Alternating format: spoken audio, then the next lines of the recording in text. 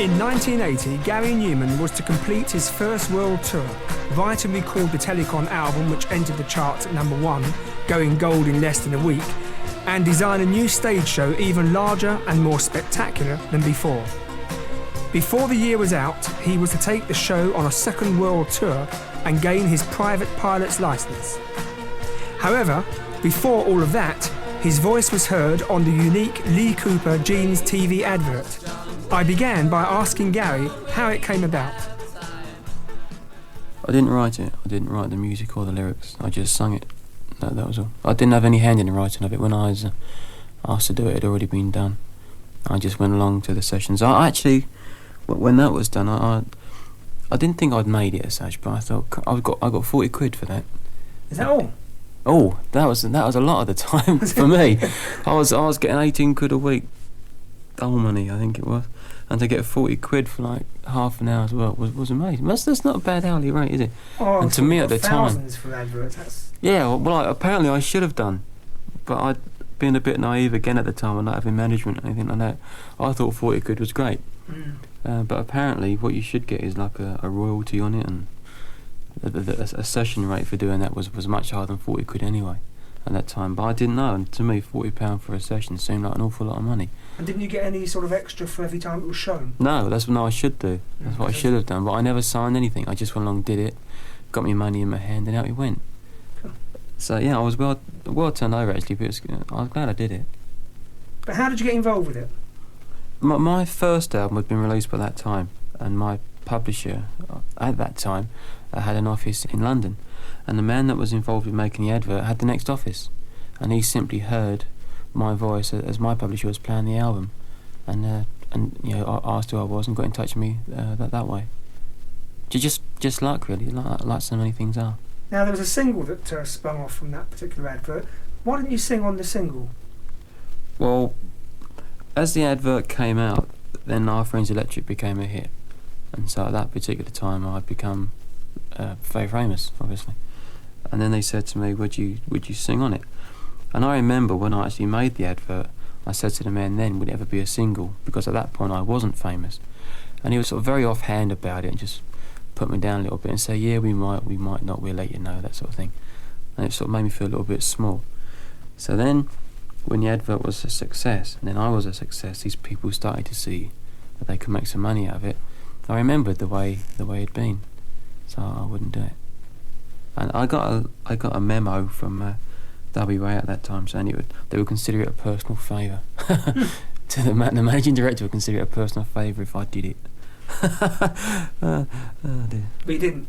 No, well, they were earning millions and millions out of me, and I would do it. And it wasn't very nice to me when I was a nothing. He wasn't very nice to me, and it obviously turned me over. So I don't know. I certainly didn't need the money, and it would have been putting a single out purely to make money out of people and take advantage of people that had bought my own single. And I didn't think that was very fair either. And I hadn't written the song, so I wasn't particularly keen on putting out a song that I hadn't written anyway at that time. I'm still not particularly. And I didn't want to do it. Of course, when you're in that position, you can say no and get away with it. So. That's right. How did you get to work with Robert Palmer? Oh, I was told that he was doing one of my songs on stage. I know that this is the first time this had ever happened, that anyone had ever done my songs on stage. Up to that point, I'd still been quite, I just wasn't very confident about the quality of the songs, really. I wouldn't like to put them beside anything else and say mine was good. I was still sort of quite shy about the songs that I was writing. And to find that somebody of Robert Palmer's standing was actually going out on stage and doing them, I was sort of really, really flattered by that and really felt proud of it. So I trotted off to see him. And he was doing two. He was doing Cars, and a song called Me I Disconnect From You, which was from the Replicas album. And I went backstage. First time I'd ever done that, so he'd gone backstage because I used to hate all that. And he was great actually. His mum and dad were there, and I'd taken my mum and dad with me. not the rock and roll rebellion image at all, really. And there we were, mums and dads talking to each other, me and Robert Palmer talking to each other. And it was great actually. And he got out all my albums and asked me to sign them. It was sort of quite the opposite to what I expected to happen. And it was terrific. And he said then, would I go over to his place when I had the time and just listen to some of the stuff that he was doing, maybe bring whatever I was doing with me. And so that's what happened, that he lives in the Bahamas, which is quite nice really. And he was also very impressed with Paul's bass playing. So me and Paul went off to Nassau for a few days. I co-wrote a couple of songs with Robert Palmer. It stayed in a house next to his. The studio was dead opposite his house, about 20 feet away. And Paul did the plan on those tracks that we worked on. And I took the demos of Telecon, the Telecon album, across, and he picked out I Dream of Wires. And he recorded a version of that himself. And I believe he then toured with that tune as well. We open doors by thinking.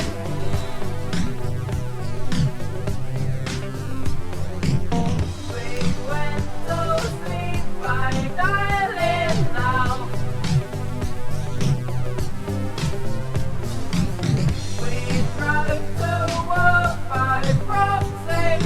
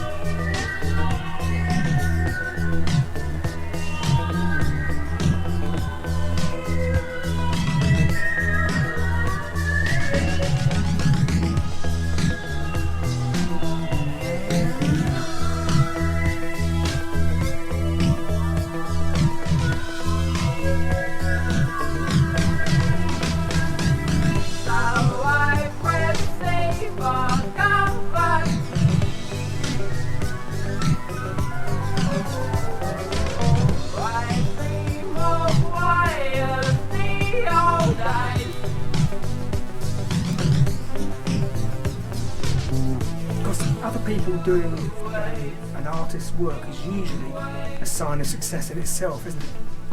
Yeah, it is. It was nice, especially from somebody of like such a high standing as well. It must be quite exciting flying out to that exotic place at that early stage as well. Yeah, well, that was all part and parcel of what was going on, and everything was happening extremely fast. I was meeting people that I've been a great admirer of, or my heroes, sort of every day. And I was finding it quite difficult to take it all in, to be honest about it. And I was just going along, sort of a bit like autopilot really, just going along from one day to the next.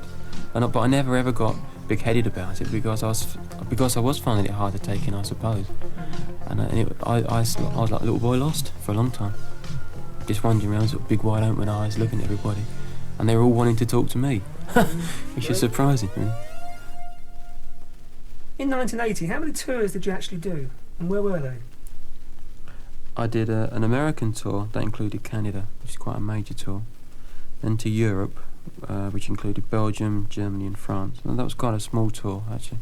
It should have been bigger, but at that point I wasn't anti-Europe, really. It was just that I was starting to get a bit shell-shocked by it all. And I was starting to have enough, maybe, at that particular point. I'd just done a big British tour, and shortly after that I'd done an enormous amount of promo tours. Then a big American tour. Bearing in mind I'd never done it before, and I was finding it quite a strain anyway, and I was very aware that I was new at it and not particularly good at it at that point, although the stage set itself was quite spectacular. And so I shortened the European tour from what it was originally supposed to be. And then after that, we then went off to Japan, and we did Australia and New Zealand. And then we did another British tour, and then we did another American and Canadian tour, all in that 1 year. Absolutely amazing. Were your parents supportive at that time? Did they travel with you, or in those days was it just you and Paul and the rest of the band? No, by this time, I think early on in 1980. No, actually it was during the first British tour. I was speaking to my dad about management and what to do about it. And I said to my dad, would he mind looking after it for us until we find someone, a proper manager, for a while, just to take the load off me a little bit. So it was during the first British tour, really, that my dad started to look after things. And because of that, they started to travel with me everywhere. My mum started to travel. My mum started to do all the clothes for the band and the makeup for the band at that point. And then when 1980 came along, we started doing these American tours. Then we wouldn't have dreamed of going out without them, because he realised how important my mum was certainly to it. I mean, the band wouldn't dream of touring without my mum being there. We'd be lost without her. We've got no idea of what to do without my mum there looking after all the stuff and cleaning everything. Ever such an important part of it. And of course, my dad, at that particular point, was now starting to take over the management side of it, looking after the money and the contract side of it and things like that. And he took to it like a duck to water. And he sort of, as I seemed to find my vocation being on stage, slowly but surely. So my dad did exactly the same thing with management. He just seemed to have a natural flair for it. It developed and then he got better and better, but he seemed to be fairly natural at it to begin with.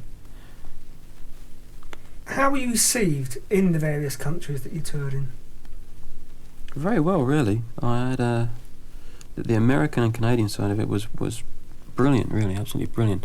The Americans, they seem to have quite a different attitude to most countries when you play live there, even if you're not famous or anything. Americans seem to go out with the attitude of enjoying themselves no matter what.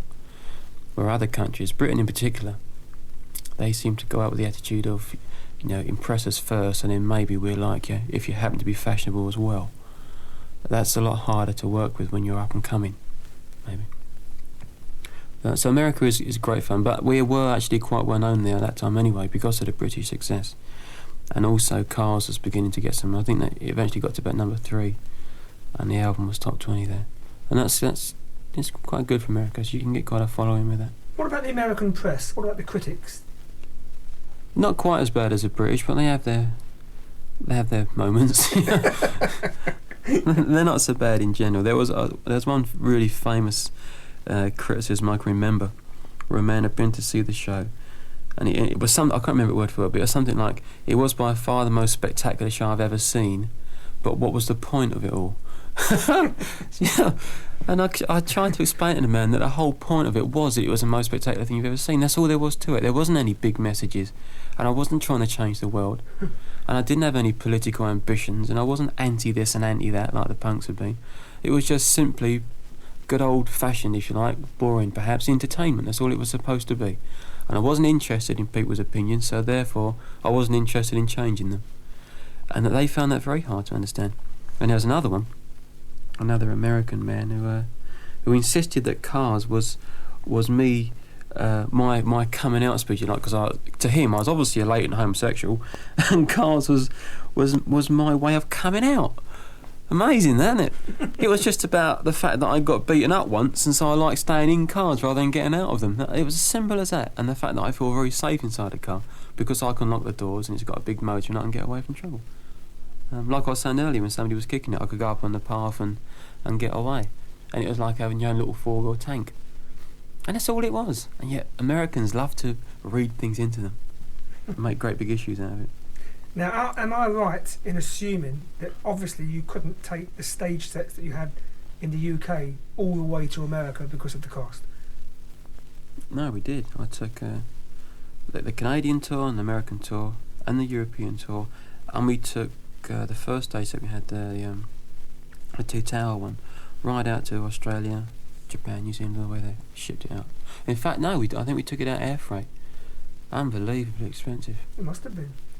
So they saw the actual spectacular UK stage set? Yeah, we took the whole lot. It was all custom made. I had it all specially made over here, because it's the only one of its kind in the world, still is. In fact, all the sets I've used are the only ones of their kind in the world. And I had to have it air freighted out to different countries, because you couldn't just pick up that light system in these different countries the way you can normal lights that most people use. So I had to have them air freighted out. Which cost a fortune to transport all that all across the world. Yeah. I think if I don't know, if I'd have sold 1 million hours for those countries, I wouldn't have got the money back.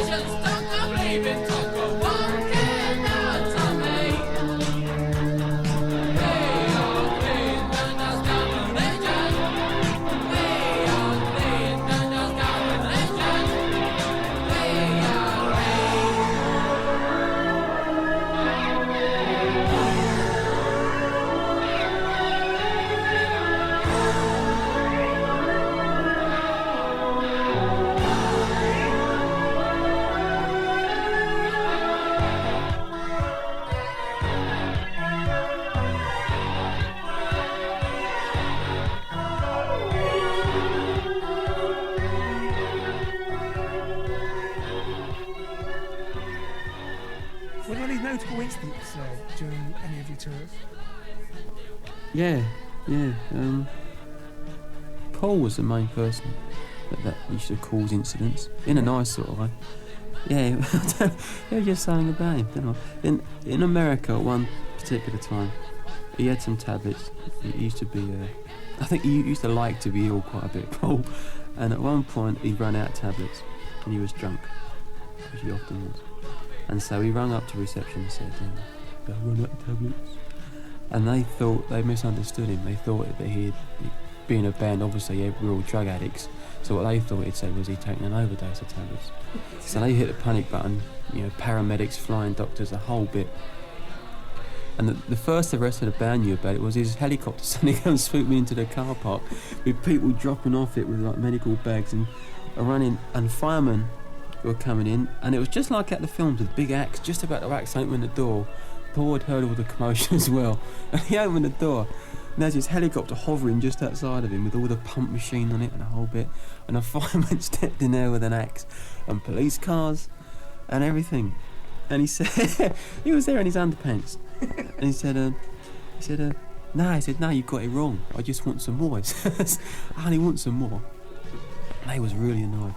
So that was the first incident with Paul, first of many. Then another time in Australia, where incidentally we were received very well in Australia. Actually, to get back to your other point, the only country we weren't received well in was Germany. We went down okay, but I hadn't realised a connection between the image and my certain limited amount of movements at that time, and the Hitler thing.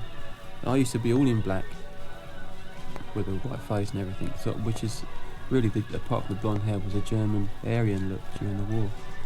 And at one particular time I used to do a movement where I used to shoot my hand up into the air, and it didn't occur to me, but it was almost the same as the salute that they used to do, the Nazi thing. And when I started doing this, they either thought I was taking the mickey, or they thought I was very insensitive, whatever, I don't know. And so while they sort of got off on the light show and that they didn't take to me too well. As a person. But also I remember at the time, didn't you make some comment about the German soldiers in the last war being smart? Was it that time? Yeah, I said, people at that time were asking me why I was so into the image side of things. And I was trying to explain to them that if you look a certain way, that it's important rather that the way you look goes hand in hand with the way you sound, or with a particular function that you have, which is why uniforms can be very important, because uniforms can instill an atmosphere, if you like, without you even having to do anything. And I thought the most perfect example of that was the Nazi thing, but the SS uniform. I was absolutely against what they did. To say I was for it was stupid. I never said that. But the uniform itself was frightening. It was jet black. It looked menacing, and that's exactly what they were. They were menacing. And in that situation, the uniform was perfect for their function. And if you can have that with an image as a rock and roll star, then again you're winning, if you like, because the image is a perfect representation of your function as a rock and roll star. And that's why I sort of, one of the reasons I was involved in images and had that image at that time, because I was supposed to be very cold and very menacing. That was the image that I had. And that again that was deliberately misconstrued with the press. Obviously is completely distorted. But sorry. No, I think it's important to clear that part up, actually. I went off the track a bit then. The other incidents we had of note, I suppose, during that year. Another one again with Paul in Australia. He started to he thought he'd try tequila one night, you see, and so he had a load of it. I think he ended up having half a bottle. And I don't know much about drink, but apparently tequila doesn't work for a while, and then it works. And so he's swigging this stuff away and thinking to himself, "Wow, puffy stuff this, nothing's happening much." And so he'd ended up having about half a bottle, I think, before he went on stage. He walked out on stage, and the lights and all that come on, and the heat hit him, and he went out, completely went out. And the first I knew of it was as the show started, I used to sort of arrogantly walk to the front of the stage and sneer a bit, because that's what people wanted, and then I'd walk back. And as I was walking to the front of the stage, I heard this big clang and this patter of feet, and Paul went hurtling past towards the front of the stage. And the only thing that stopped him was his lead. So he was gone. His legs had gone completely. So he went past with his stupid grin on his face as everything was fine. And he's trying to play, and he shouldn't have even started at this point. The keyboard started this track. And that's it. He suddenly hurtled past me, and then the lead come taut. he sort of like ricocheted backwards again, back up the set, collapsed into his speakers, which sort of tipped over, into the light show. The man at the front realised something wrong with him and just turned him off, so the audience, I think Christ, couldn't hear what was going on, but we could on stage, because of his on-stage speakers and things. And I remember looking around and seeing him. He was just propped up against the light show at the back, with his head up in the air, just hitting the guitar completely around him. Nothing to do with music whatsoever. Absolutely out of it, completely. Then I saw my dad's hand come out from behind the wings and get him by the neck and take him off the side. That one of those walking sticks. Yeah, that's right. And we did the whole set without him. The whole show without him, and he was so embarrassed. Now, you can laugh about it now, but at the time, I should imagine you was horrified, weren't you? I was a little bit upset, but he was such a nice bloke, and it wasn't his fault, I know. And I can honestly say, with the exception of one tour that I did with another band, with some other people, I've never ever had a row on stage or off stage about a concert or before a concert at any time with any other band ever. Very good. Actually, I've got some more things about Paul if you want. There's one more about Paul actually. Again in Australia, I said he used to like to be ill. Well, he decided at one point that his legs were sore, right, because he'd been standing up a lot, getting drunk, and so he decided he was going to put some deep heat on his legs. So he smothered all his legs in deep heat. Went out on stage with all this black gear on. Again, the lights hit him. His legs started to burn. So I saw him hopping at the back of the stage. The audience is him, about 3,000 people, and he's hopping. So I sort of started over to him and said, "What's the matter with you?" And he said, "I'm on fire. So my legs are burning." And with that, he leant out, picked up this pint of beer that he used to keep beside the stage, opened up his trousers at the front, and just poured this pint of beer down in front of everybody. So I'm a bit embarrassed about this, so I've shot off to one side to try and distract him a bit. And so you've got Paul standing at the back with steam coming off him now, and all beer pouring out between his feet and all around his gear, all electrical gear, and he's still stomping around with all this beer and it's splashing. What else did he do? I can't remember. He did something else really stupid. I think he then got ice or something. He started trying to tip ice down himself. So he was funny, ever so funny. That's going to be quite an eye-opener for most people, because I think most people's recollections of Paul's a very quiet, unassuming bloke that just played the guitar. Yeah, he was, but he used to... I think he might have sort of suffered from nerves a little bit, because he used to like to get slightly drunk before he went on stage. Not so drunk that he couldn't play, but just a little bit merry. And with that, he would perform much better. I don't know that for a fact, but I was with him for quite a while, and I'm fairly sure that's why he did it. But every now and again, it just used to get that balance a little bit wrong. And if sometimes the stage show was a bit late, even though they had a bit of trouble putting it up or whatever, he used to give him another 30 minutes of drinking. So he'd be a little bit over the top by the time he'd get on. But I didn't mind it. It's only those one or two occasions it actually affected the show. See, I don't mind what anyone does, really, provided it doesn't affect the show.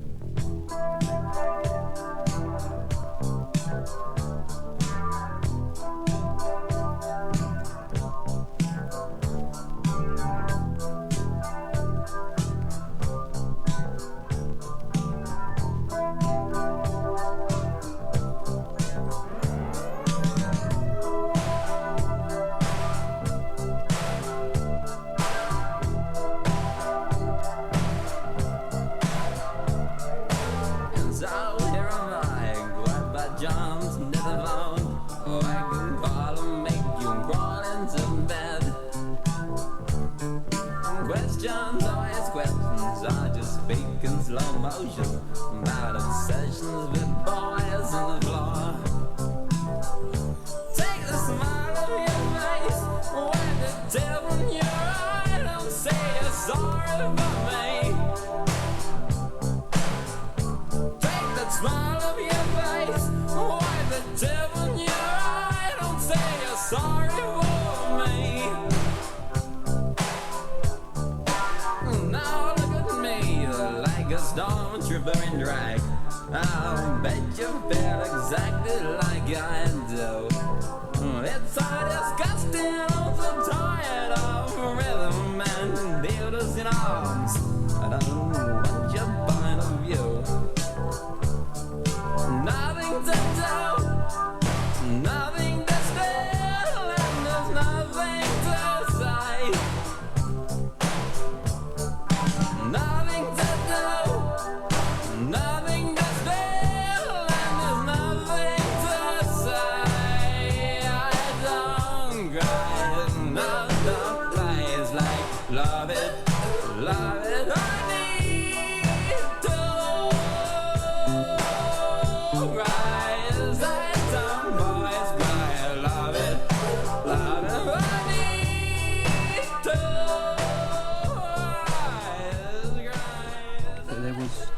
Actually, when we got to New Zealand, we didn't have any trouble with Paul here. But we did have the thing that I'd always dreaded was the light show going out, that power failure of any kind. And in New Zealand, that happened. Somebody pressed a fire alarm button, either on purpose or by accident. I'll never know. And that automatically cut off all the power, so we lost the PA system and the light system, and the whole lot went out. And that's a nightmare. You've all these sort of thousands of people in there. You're into the set. It's all steam and everything's going. You're building up the atmosphere. Then it all just died. The whole lot went out. What do you do? Well, I didn't know what to do actually, so I said, oh well. And I just went off. I wasn't a comedian. I couldn't have stood there. Nobody could see me anyway. Pitch black. And then I remembered that one of the roadies could do balancing tricks. He could balance hammers and hats and things on his nose. This little Welshman called Melvin. And so I got him. I said, go and balance some hammers on your nose and things. So he went out balancing hammers on his nose, and I found a torch and I went out with him, and I was a light show. I just went out with a torch balancing hammers. That went on for about 5 or 10 minutes till they got fed up with that. Then Cedric did one of those sort of boring 10-minute drum solos to fill in time, and then by that time they'd got it back on again, and we started the set. Actually, it sort of finished all right at the end of the day.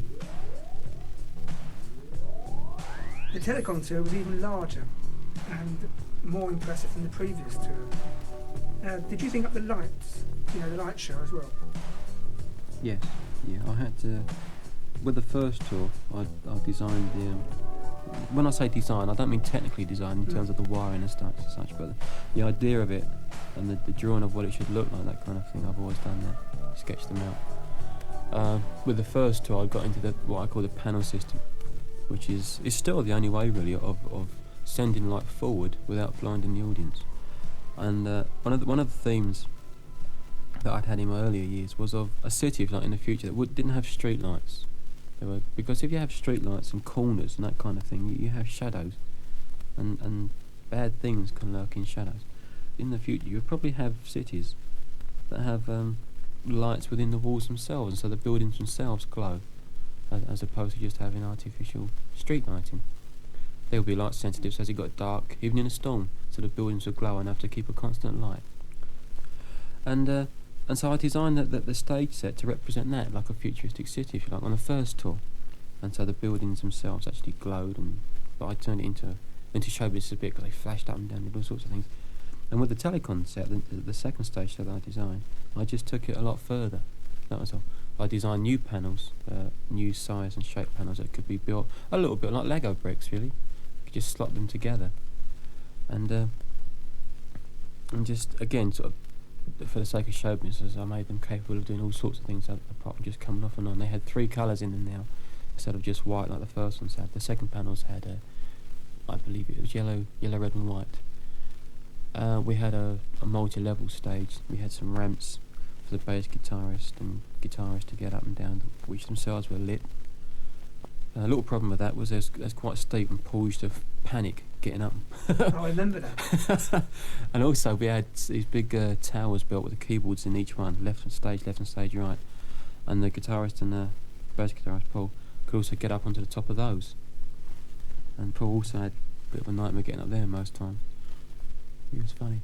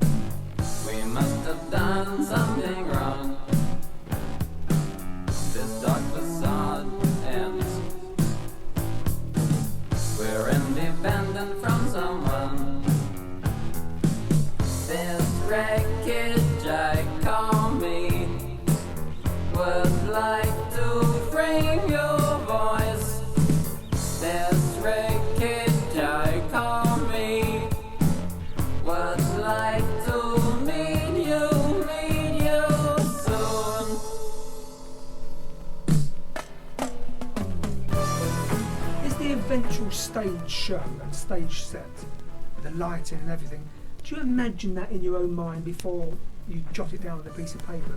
And at the end of the day, when you see it, is that exactly how you imagined it at the beginning? It's an evolvement, actually, an evolution. I start with the basic idea of, I say last year, for argument's sake, I had the keyboards on the left and the drums on the right, some backing singers in the middle. I then tried to think to myself, well, how can I rearrange it now so the stage set looks different? I would like, so the keyboards, for example, I'd like them to be elevated a bit further now, maybe in a big tower, one on top of each other.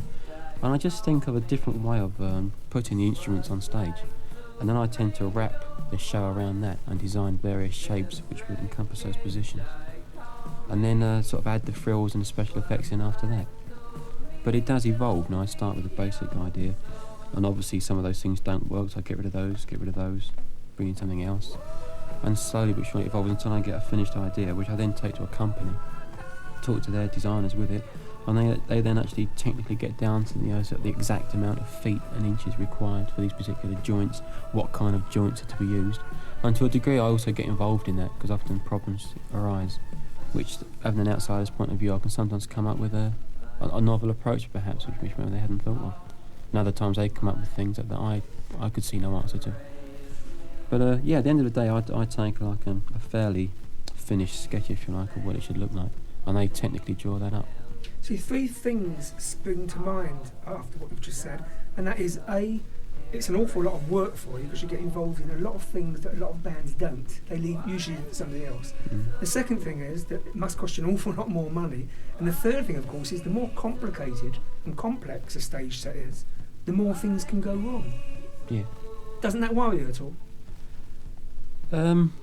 Well, obviously the more complex it is, the more things can go wrong, that's quite right. I used to worry a lot about it, but I've since became fairly confident in the gear. We've never had that many catastrophic breakdowns, really. A handful of breakdowns at all of a serious nature. It is a constant problem, but the other thing is I'm fairly confident in my own ability on stage now. There should a major problem arise, I could get around it with my own performance, if you like, or some way or another. It does take a lot of money to build these things, because they all have to be specially built. They're all custom made. They are, again, complex, and that adds quite an increase to the price again. I enjoy having that kind of a show. I enjoy it very much. And as I said sort of many times before, that is the way of saying thank you to fans, to give them something to look at. It's all part of it to me. And as such, it's worth it. It does take a lot of time, and it is an added pressure, because you've not only got to think of the songs, rehearse the band, and everything that goes with that. I also get involved in the things like the t-shirts and the stage passes, and a small degree programs, which obviously you self work with us on that now. But I sort of take a hand in everything, really, because it is my show, isn't it? That's right. Really. And at the end of the day, I like to have had a hand in everything. When I design the posters that you see, when you go out and you see it in the street, you see a poster advertising the show, I design that. The lettering, the colouring, the size, everything. I do them. I do, as I say, even down to the backstage passes, I normally do those, or at least have a hand in those as well. But I like that side of it. I do all the covers. I do all my single covers and LP covers and that kind of thing. I really, really enjoy that side of it as well. To me, it's an important part of it. It's all part of the big machine, really. It's all part of the little cogs. It's good, because if you're really involved in sort of all the little nitty-gritties as well, it builds up to the big show, doesn't it? It all comes together on the big night. Yes, right. Even down to the band's clothes. When I nearly always design what they wear as well. I have done for the last 2 or 3 tours, what they wear. And obviously all my own clothes, I design them. I have them done for me. It's great. Some people might not do it because they're not particularly good at a certain aspect of it. I'm okay. I can. I don't say I'm sort of great at any of it, but I can do enough of those different facets, if you like, to put it all together. Well, we talked about the Telecon tour. I'd like to now talk about the Telecon album. What was the theme behind Telecon? The Telecon album was my reaction to becoming famous. I'd and it was my sort of like an anti-reaction to it, if you like. When I, at first, you see, once I'd got over the first initial sort of glee of it all and surprise of it all, the realisation that it wasn't at all what I expected it to be, and the nastier side of it, with the press and the certain reactions to it, the amount of work involved, and the way people behaved in general, that I sort of had a backlash against it, and telecom was that. I got very paranoid at one point. I got paranoid about anything anyone said to me, any advice, anything at all. I was absolutely paranoid, and it was quite an unpleasant time actually. Mm. Bearing in mind I was very young. I was in 1980. I was just 22 when I started to write telecom. When I was actually 21, I started writing. I was 22 when I finished writing. And I'd just gone through being an absolute nobody, sitting at home, to one of the biggest things in the world in a space of weeks, to doing no gigs whatsoever apart from a few pubs, to doing world tours in like football stadiums, that kind of thing, and all that goes with it. And it's rather a lot to take in. And telecom was my reaction against it. Now, the lyrics on Telecom are at times, in my opinion, very unnerving, and some press coverage at the time hinted that it showed that you were cracking up with the sudden and enormous pressure of it all. Can you explain some of that to us? And would you agree with that? I didn't think at the time that I was cracking up or anything like that. I actually thought at the time that I was handling it fairly well, considering what had happened. I hadn't become big-headed or star-trippy about it. I wasn't stamping my feet and demanding limousines and things like that. I was relatively balanced about it all. But I was finding it an enormous strain, and the album certainly was reflective of that and the various emotional things that was happening. There was enormous things, enormous changes happening to a very young man, me, and I really was very unworldly. I mean, I was still living at home when it all happened. In fact, I was probably still living at home at this time. I don't think I left until the very end of 1980, early 81 period. And I hadn't been anywhere, I hadn't done anything, I hadn't got any world experience. I hardly had anything to do with people anyway, because I was always at home writing, which was my hobby at that time. And I hadn't had much to do with the world, and what I had with Mean Street and other such things was extremely unpleasant anyway, so I tended to shy back away from it again whenever I could. We'll take a taxi to the show. We could report by phone. We could remind ourselves that we love. We consider fame. I need the reason. This is detention, it's not fun at all. Remind me to smile, you know. See your friends lying naked. How I feel like I'm in this house. I've got the horrors. Over my shoulder, I punched the air and fight with no one there. You are not our stars, are come. We want to stay wrong in love. Lies are straight, young things are straight. Boys are gone, boys, you are. Remind me to smile, you know. See your friends lying in gas. So I feel like I'm in this house. Cross me. Get up and call. And get up the phone. Look from my window, leave me alone. Keep your revivals. Keep your conventions. Keep all your fantasies as all we are.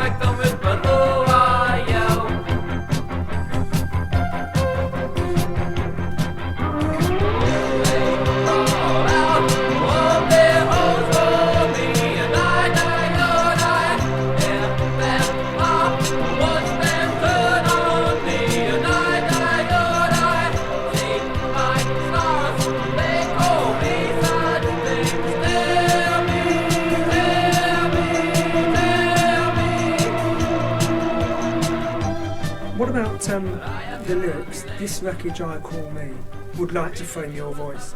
This wreckage I call me, would like to meet you soon.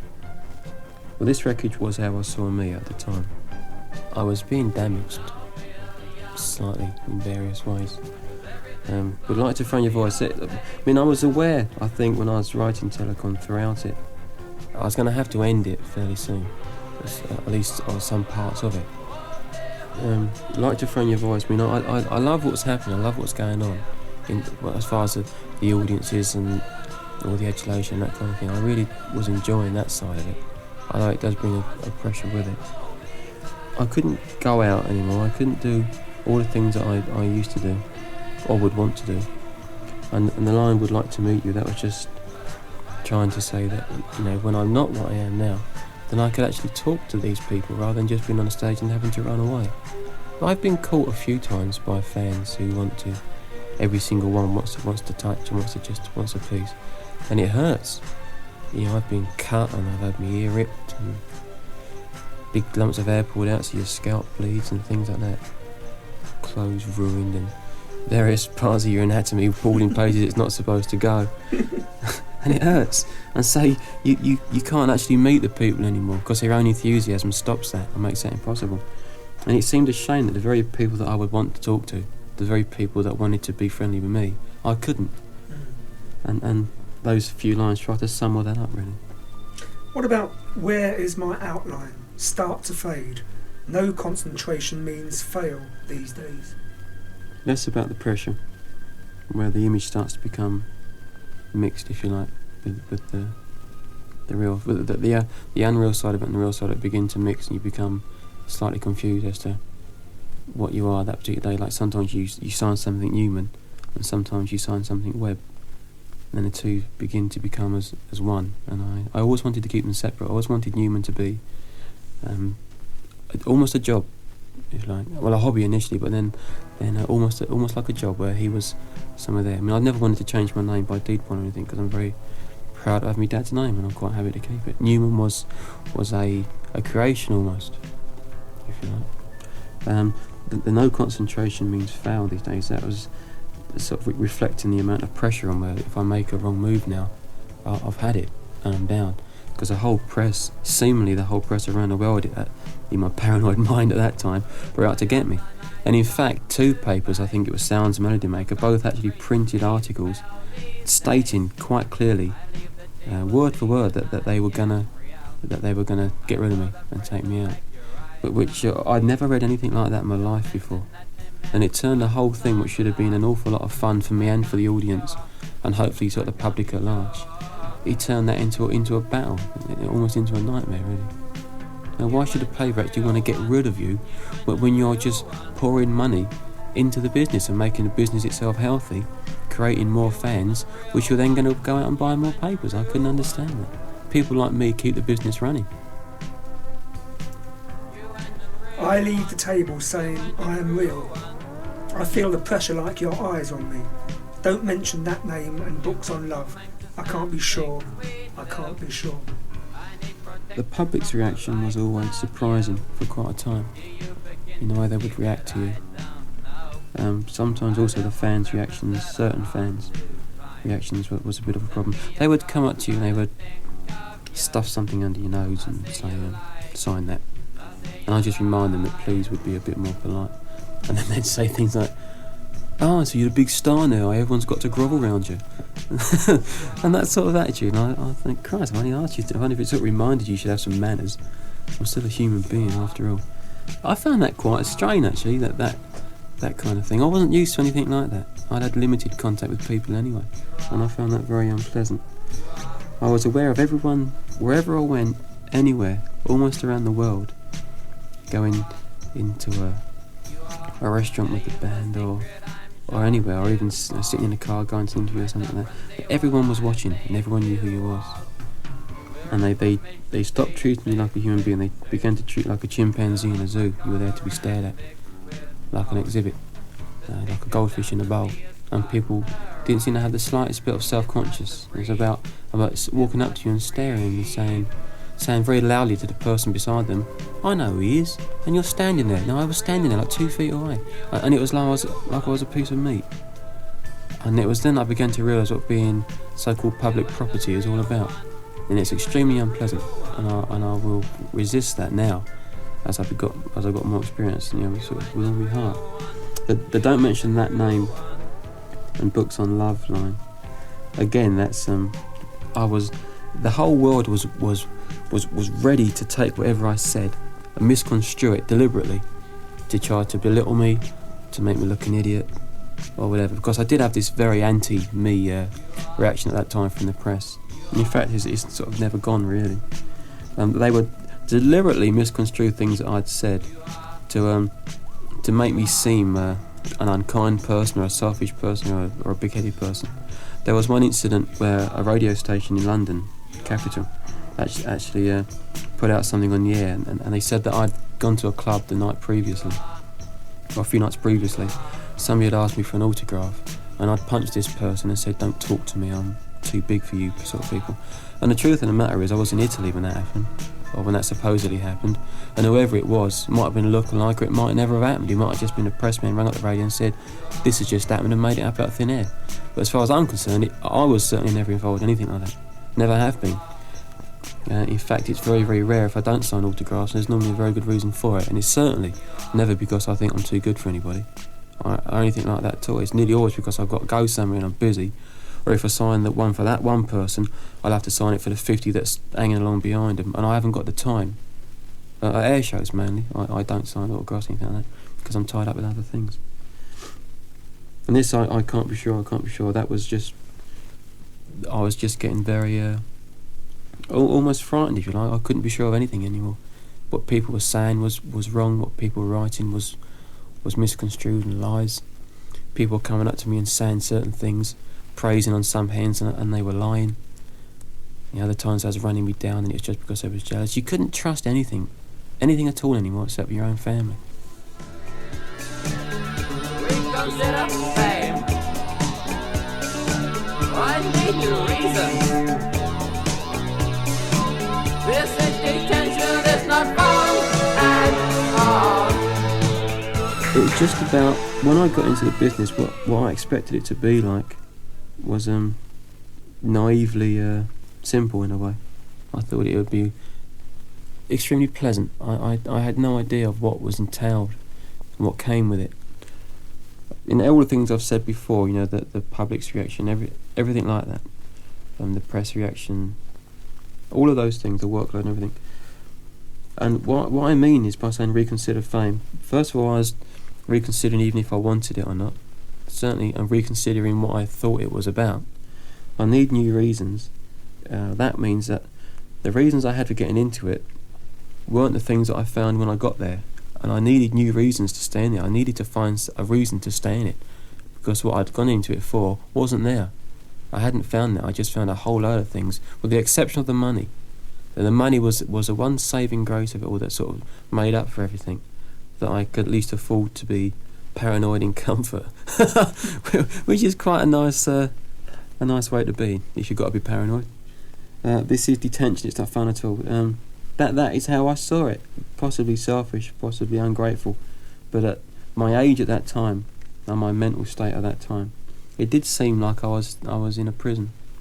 Every car was a prison, the house was a prison.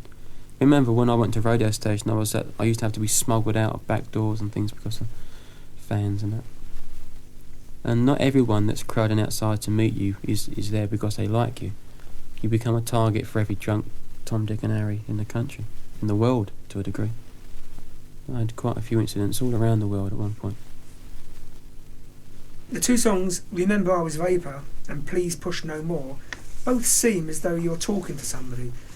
In the first song, Remember I Was Vapor, you're reminding people, and the second song, you seem to be explaining something. Now, who are these songs directed towards? Who are they for? And how do you explain them? Both songs are written for the fans. Remember I Was Vapor, every single line is remember something. It's just reminding them that I was, but a few short months ago, I was just like everybody else.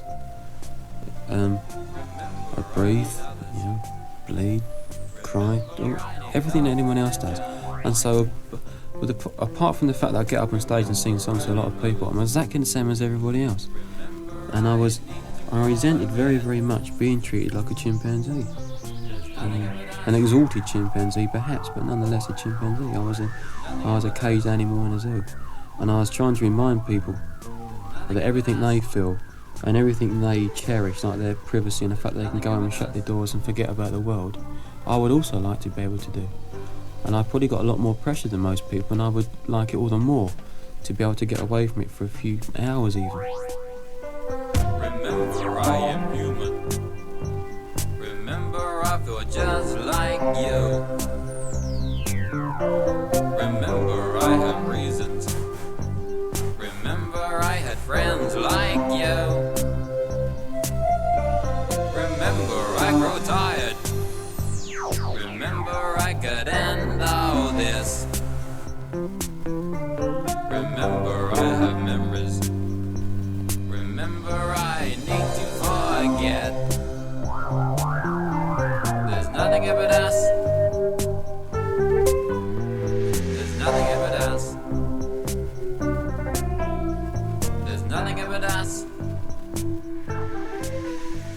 There's nothing but us. Please Push No More was written specifically for when I retired. I knew when I wrote that song, by the time that song came along, I knew that I was going to be stopping.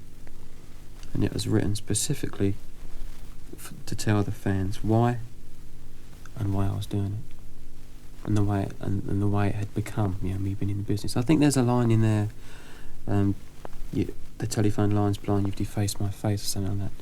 And I really did think that they had completely disfigured everything that I'd wanted it, the way I'd wanted to be in the business, the way I'd wanted myself to be seen, if at all. It had all become distorted and misconstrued and unpleasant.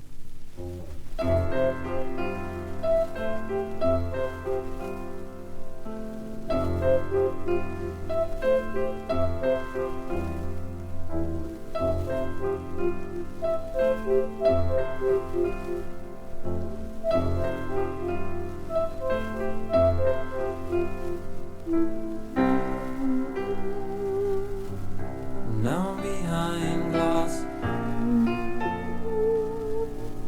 what to you? The telephone line's blind. You have defaced my face.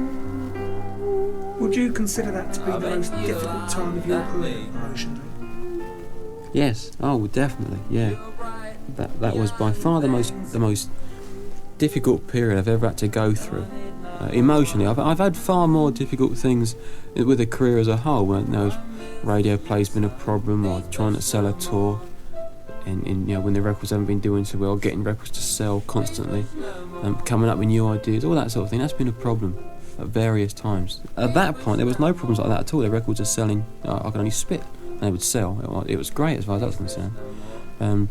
The ideas are coming thick and fast as far as songs are concerned. The problem was the fact that I was very, very young and the pressure of what's going on.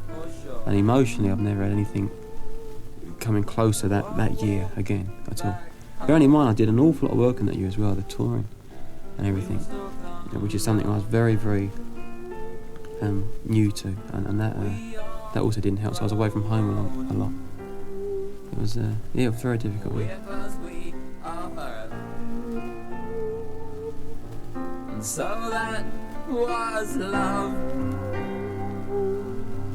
Love, she kills me. It needs to stop. Please push no more. Please push no more. Please push no more. Please push no more.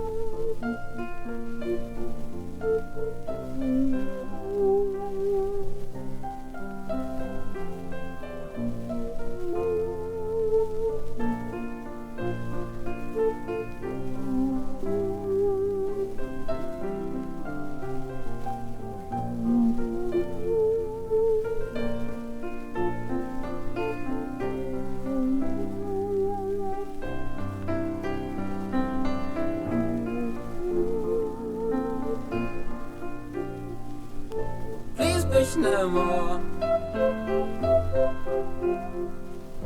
Please push no more. Please push no more. Please push no more. Thank you.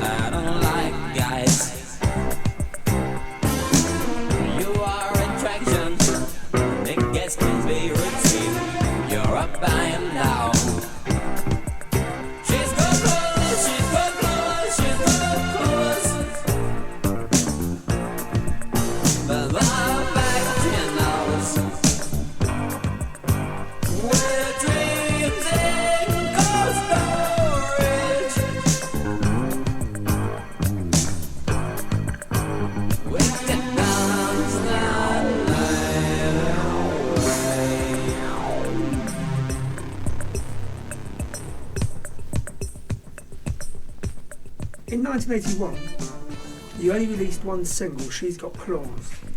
Now, why did you only release one single, and why such a drastic change of image? I don't know why I released one single. I'd done the dance album, and it was the most likely single on it, so I put She's Got Claws out as the single. And then I got very tied up in planning to fly around the world. And I didn't think of it anymore. I don't know really. I put the dance album out. I'd also done Wembley that year. I'd put out 2 live albums and the single, and then planning around the world trip. It actually seemed to me like an extremely busy year. Dramatists, my backing band had become Dramatists at this time. I'd also done something with them. I'd done something with Paul Gardner, and it did seem to me as though it was a very busy year. But it just turned out that I only actually put out one single, which to be honest with it, came as a surprise when I realised that. I hadn't intended to do that, to put out one single. I wasn't trying to make any kind of point at all. I just sort of forgot really. I slightly neglected that side of the business. Now, a big surprise to a lot of people at that time was that Nick Khan from Japan joined and Paul Gardner wasn't used. Can you explain why that happened? Well, Mick Khan never joined me as a band player. He just came in as a musician for that album. Paul, at this particular time, I also wanted to start getting into fretless funk playing, which Paul, by his own admission, couldn't do at all. He couldn't play that way. He had his own style, and he couldn't play that kind of music. That was the first thing. Paul, at this time, had also started to become sort of quite ill, really. He had the drug problem, and he also had a marriage problem, which made his behaviour a little bit erratic. He was just going through a bad time, that was all. I did bring him along to one of the tracks, and he came in and he played a little bit, and he fell asleep halfway through the track, and nobody could wake him. It was like a drug-induced thing, and you just couldn't work with him at that particular point, which was a problem. But he was always around, he used to turn up. There was never any bad feeling about it. In fact, Paul was always grateful that we actually carried on paying him at that point, because I carried on paying him for years, even though he wasn't working with us anymore.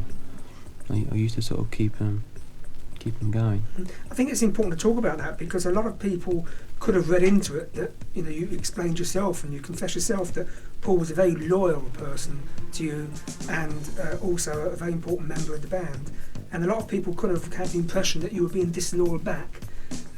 It's now clear, of course, since the tragic end to Paul's life, that you couldn't speak about what the problem really was at the time. You couldn't say that he was a drug addict, no, or a heroin addict or anything like that then, because he was still alive and trying to sort himself out and get back together again. And you had great hopes that he would have a full recovery, didn't you?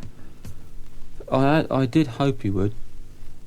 Yeah, I can't honestly say that I was overly surprised when he did die eventually.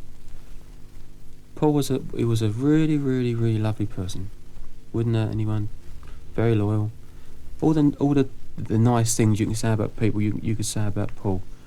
He had a very unfortunate marriage to a very unfortunate person, who I won't talk about. And I really do think that if another wife would have sorted Paul out like that, and it was that which contributed an awful lot to his problem. I'm convinced of that, without mentioning names. I'm absolutely convinced about that. And can we clear one other point up? I know it's an upsetting subject, really, but I'd like to clear one other thing up. Didn't you always promise Paul that if he made a full recovery, the place would always be there in the band for him? Yeah, he always was. Always was. I don't know if you remember, we did a tour in 1984, I think it was, and we brought Paul on stage. I do remember that. Sorry, 1983 it was. And Paul come on stage then. And so he was always there with us. He was always around. He used to come on tour sometimes with us, come on the coach, and just be with us. He would come to the sessions. But Paul himself would say that he couldn't come back into it then. He couldn't handle it for a start. He did have this wife problem, and he did have this drug problem, and he couldn't commit himself to anything like that at the time. He was finding it hard enough just to be alive, without any kind of, there's an enormous amount of pressure being in a working band at a high level. That the workload alone is enormous. People think you get paid a vast amount of money for doing nothing, but I once worked it out that our hourly rate during the year is something like 5 times. I think it's 4 times what the average 9 to 5 man is doing. Really, because we often work 7 days a week for 6 months at a time, 16 hours a day, or longer at times. So there is a tremendous workload on it, and the work is always of quite a high pressure nature. Where you're performing, which has its own particular kind of nerves.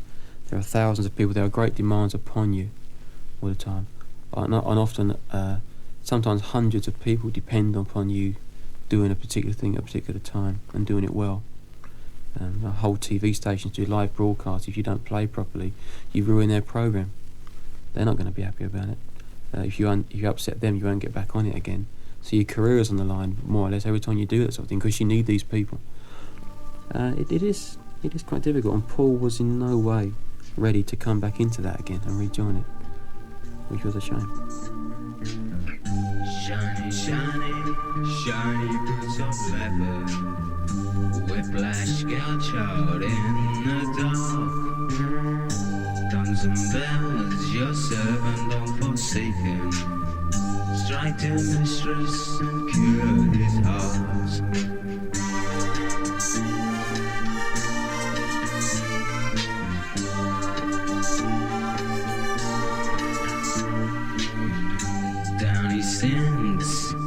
no streetlight fancies. Chase the costume she shall wear.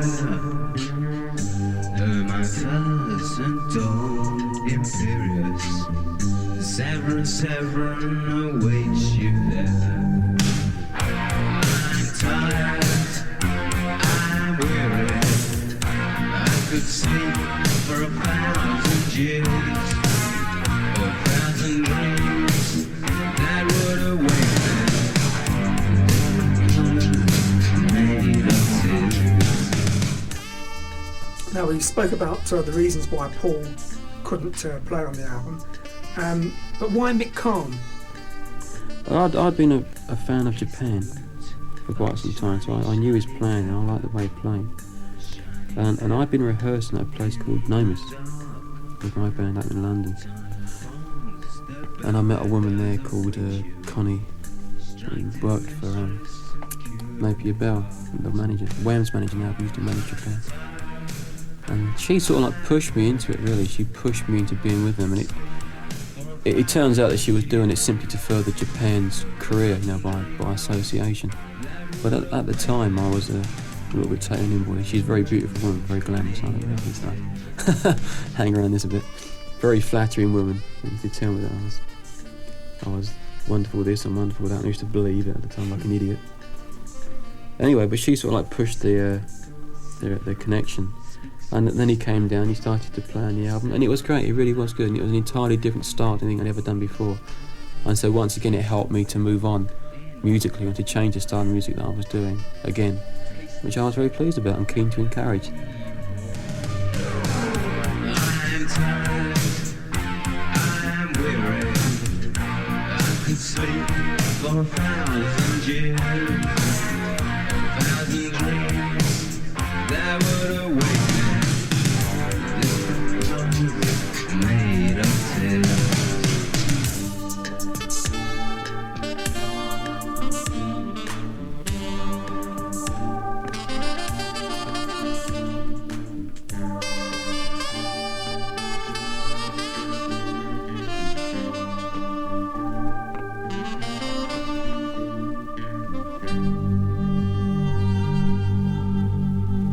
Now, the dance album moved away entirely from the Telecon era, both lyrically and musically.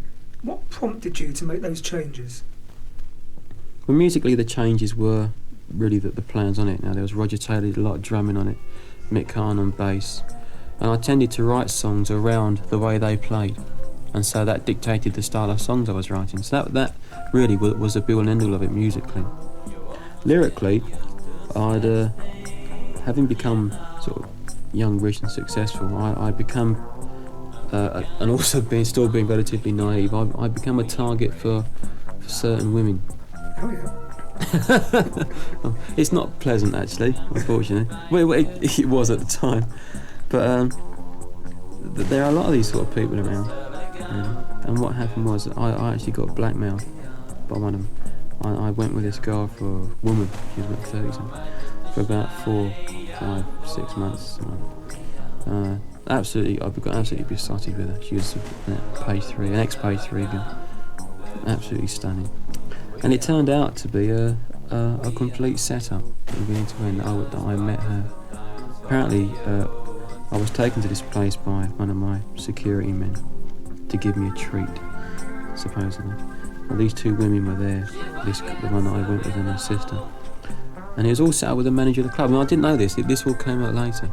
That they would be there, I'd meet them, they would chat me up, and I'd end up with one of them. They were both in on it. So whoever I went with, they would just carry out the same thing. They would wind me up as much as possible so that I would lose my temper and do various silly things. And then 4 months later, when they had enough material of that kind, of my so-called outrageous behaviour, they went to the press and said, right, we've got this story about what a weirdo Newman is, how much? Then the press were going to give him several £1,000s for it, because I was sort of the flavour of the year still at that time. And then this girl came to me and said, no, you give me so many thousand, and I won't do it. And this was somebody that I was absolutely, at that time, sort of, in my opinion, I was really in love with her. I was very keen on her. And that came on to it hurts you quite a bit, that sort of thing. You find it hard to imagine people having that value for money that way. Yeah. I couldn't understand that at all. So what was the outcome? So well, lyrically, that's why the dance album is the way it is. It does reflect that kind of thing. On almost every song, there are references to that kind of person, and to that person in particular, on the whole album. She's Got Claws is a good example, the single.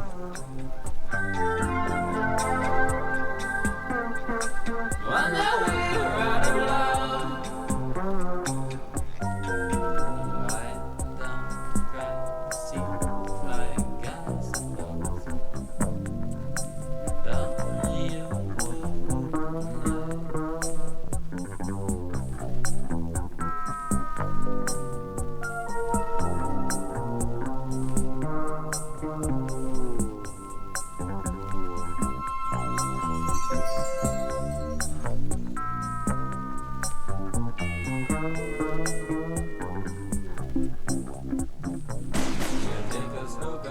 Now, you mentioned Roger Taylor played on the album from Queen. He played the drums, obviously. How did you meet him? I'd met him once. I did a round table, and I'd met him once then. Said that I was a great Queen fan, and sort of chatted away to him. And then didn't see him for a long time. And then I went to Japan, supposedly with the band of Japan. I was going to go on stage with them and do a guest spot. Then when I got there, for some reason or another, Sylvian and Khan had obviously gone off the idea. Because first of all, when I'm out there on my own for a start, I'm supposed to meeting them there. They didn't tell me they'd arrived. I rang around all the hotels until I eventually tracked them down. They eventually said, "Oh yeah, right, come on down, to this hotel. We're going off this morning." So I got there. I went into the reception, met them there. They said, "Oh, you waiting there, wherever it is." The next thing I know is they shot out the back into these cars. So I've had to rush out and get into a cab behind them and follow them to wherever they're going. And the whole day went like this. Got to the show. I'm on my own still. They won't take me with them. I'm on my own. Following them around like an idiot. Get to the gig. They leave me at the front of the gig. Not once do I get invited backstage. Not once is there any mention of what song I'm going to be doing even. Which we should have been arranging like days before. And eventually the audience start coming in. And I get rescued by a security man who comes and gets me and takes me backstage. We're still nowhere near the band. They do the gig. I don't go on. Nobody even comes over and says anything to me. I'm standing like an idiot waiting to see what's going to happen. They go off. They get into their car and disappear. I have to chase after them again, get a cab and try and get back. And that's it. That's the last I saw of them. So I thought, well, I don't think much of this, obviously. So that was obviously out of the question. So they went off and carried on with their tour. I went back to Tokyo. Didn't know what to do. I'm lost now. I mean, I'm sort of 12,000 miles, whatever it is, from home. Don't know anyone, on me Todd. So I knew a record company man when I was there before, so I rang him up, and he took me out to a club. And lo and behold, in Blast Queen, met Roger again, said hello, And it was great, and they were absolutely brilliant. They sort of took me with them for the rest of the time they was there. I went to all their concerts, which were amazing. Blew Japan off stage completely. Tremendous band, like Queen. Very, very nice people, totally unaffected by it all. Great characters, great sense of humour. Really, really looked after me. Well, almost like a family to me while I was over there. And I'll never forget that, and I thought that was tremendous. no one here will leave you behind. Fly the world.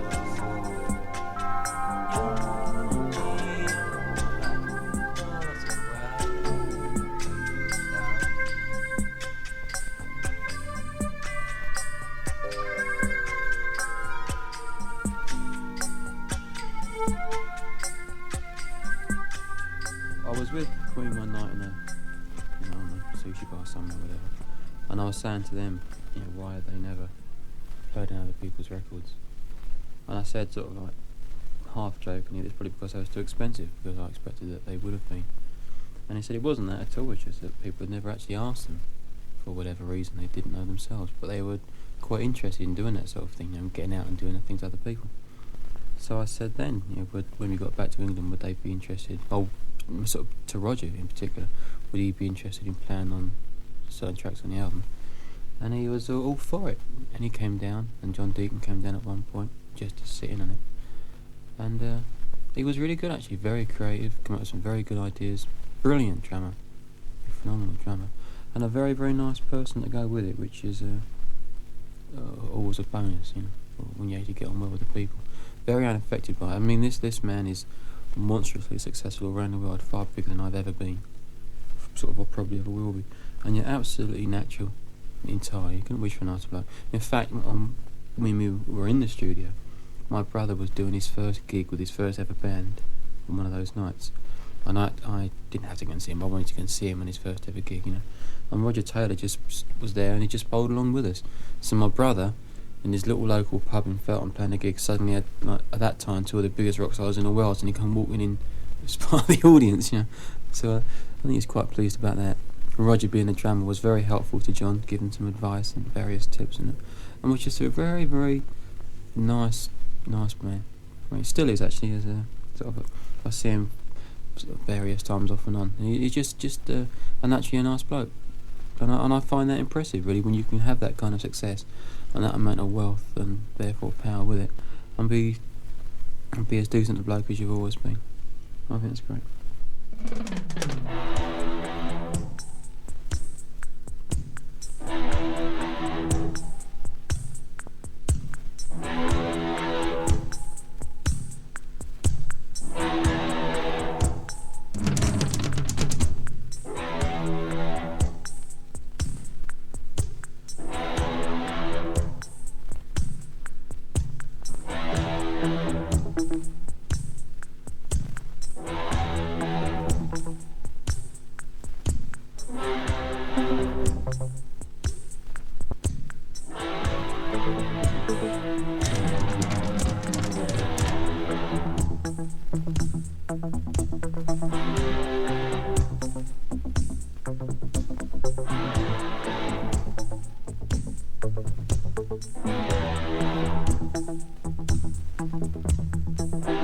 Your romantics are all so boring. I could swear I've been there once or twice before. Like I should go in and just forget the club. You know the legends never wanted to be me. Like I'm too erratic to be okay. So if you're concerned, well, I don't care.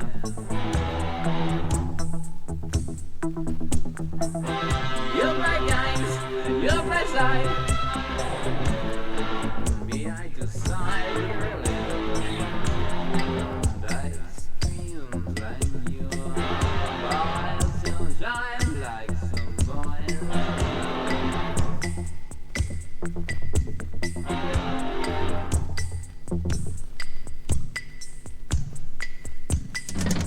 Like some scream down your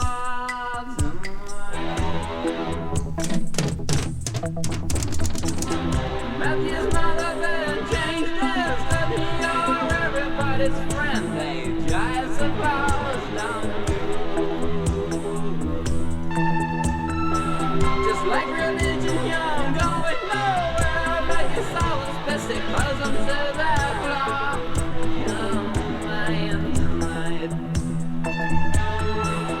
Those occasions when everything broke down, including you and me.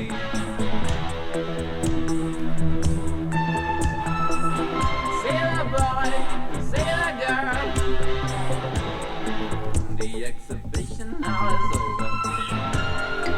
I seem like some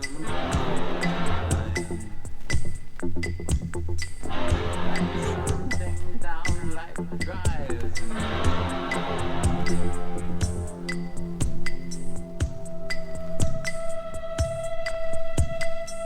You let me live like me in your cries. My voice don't go so far.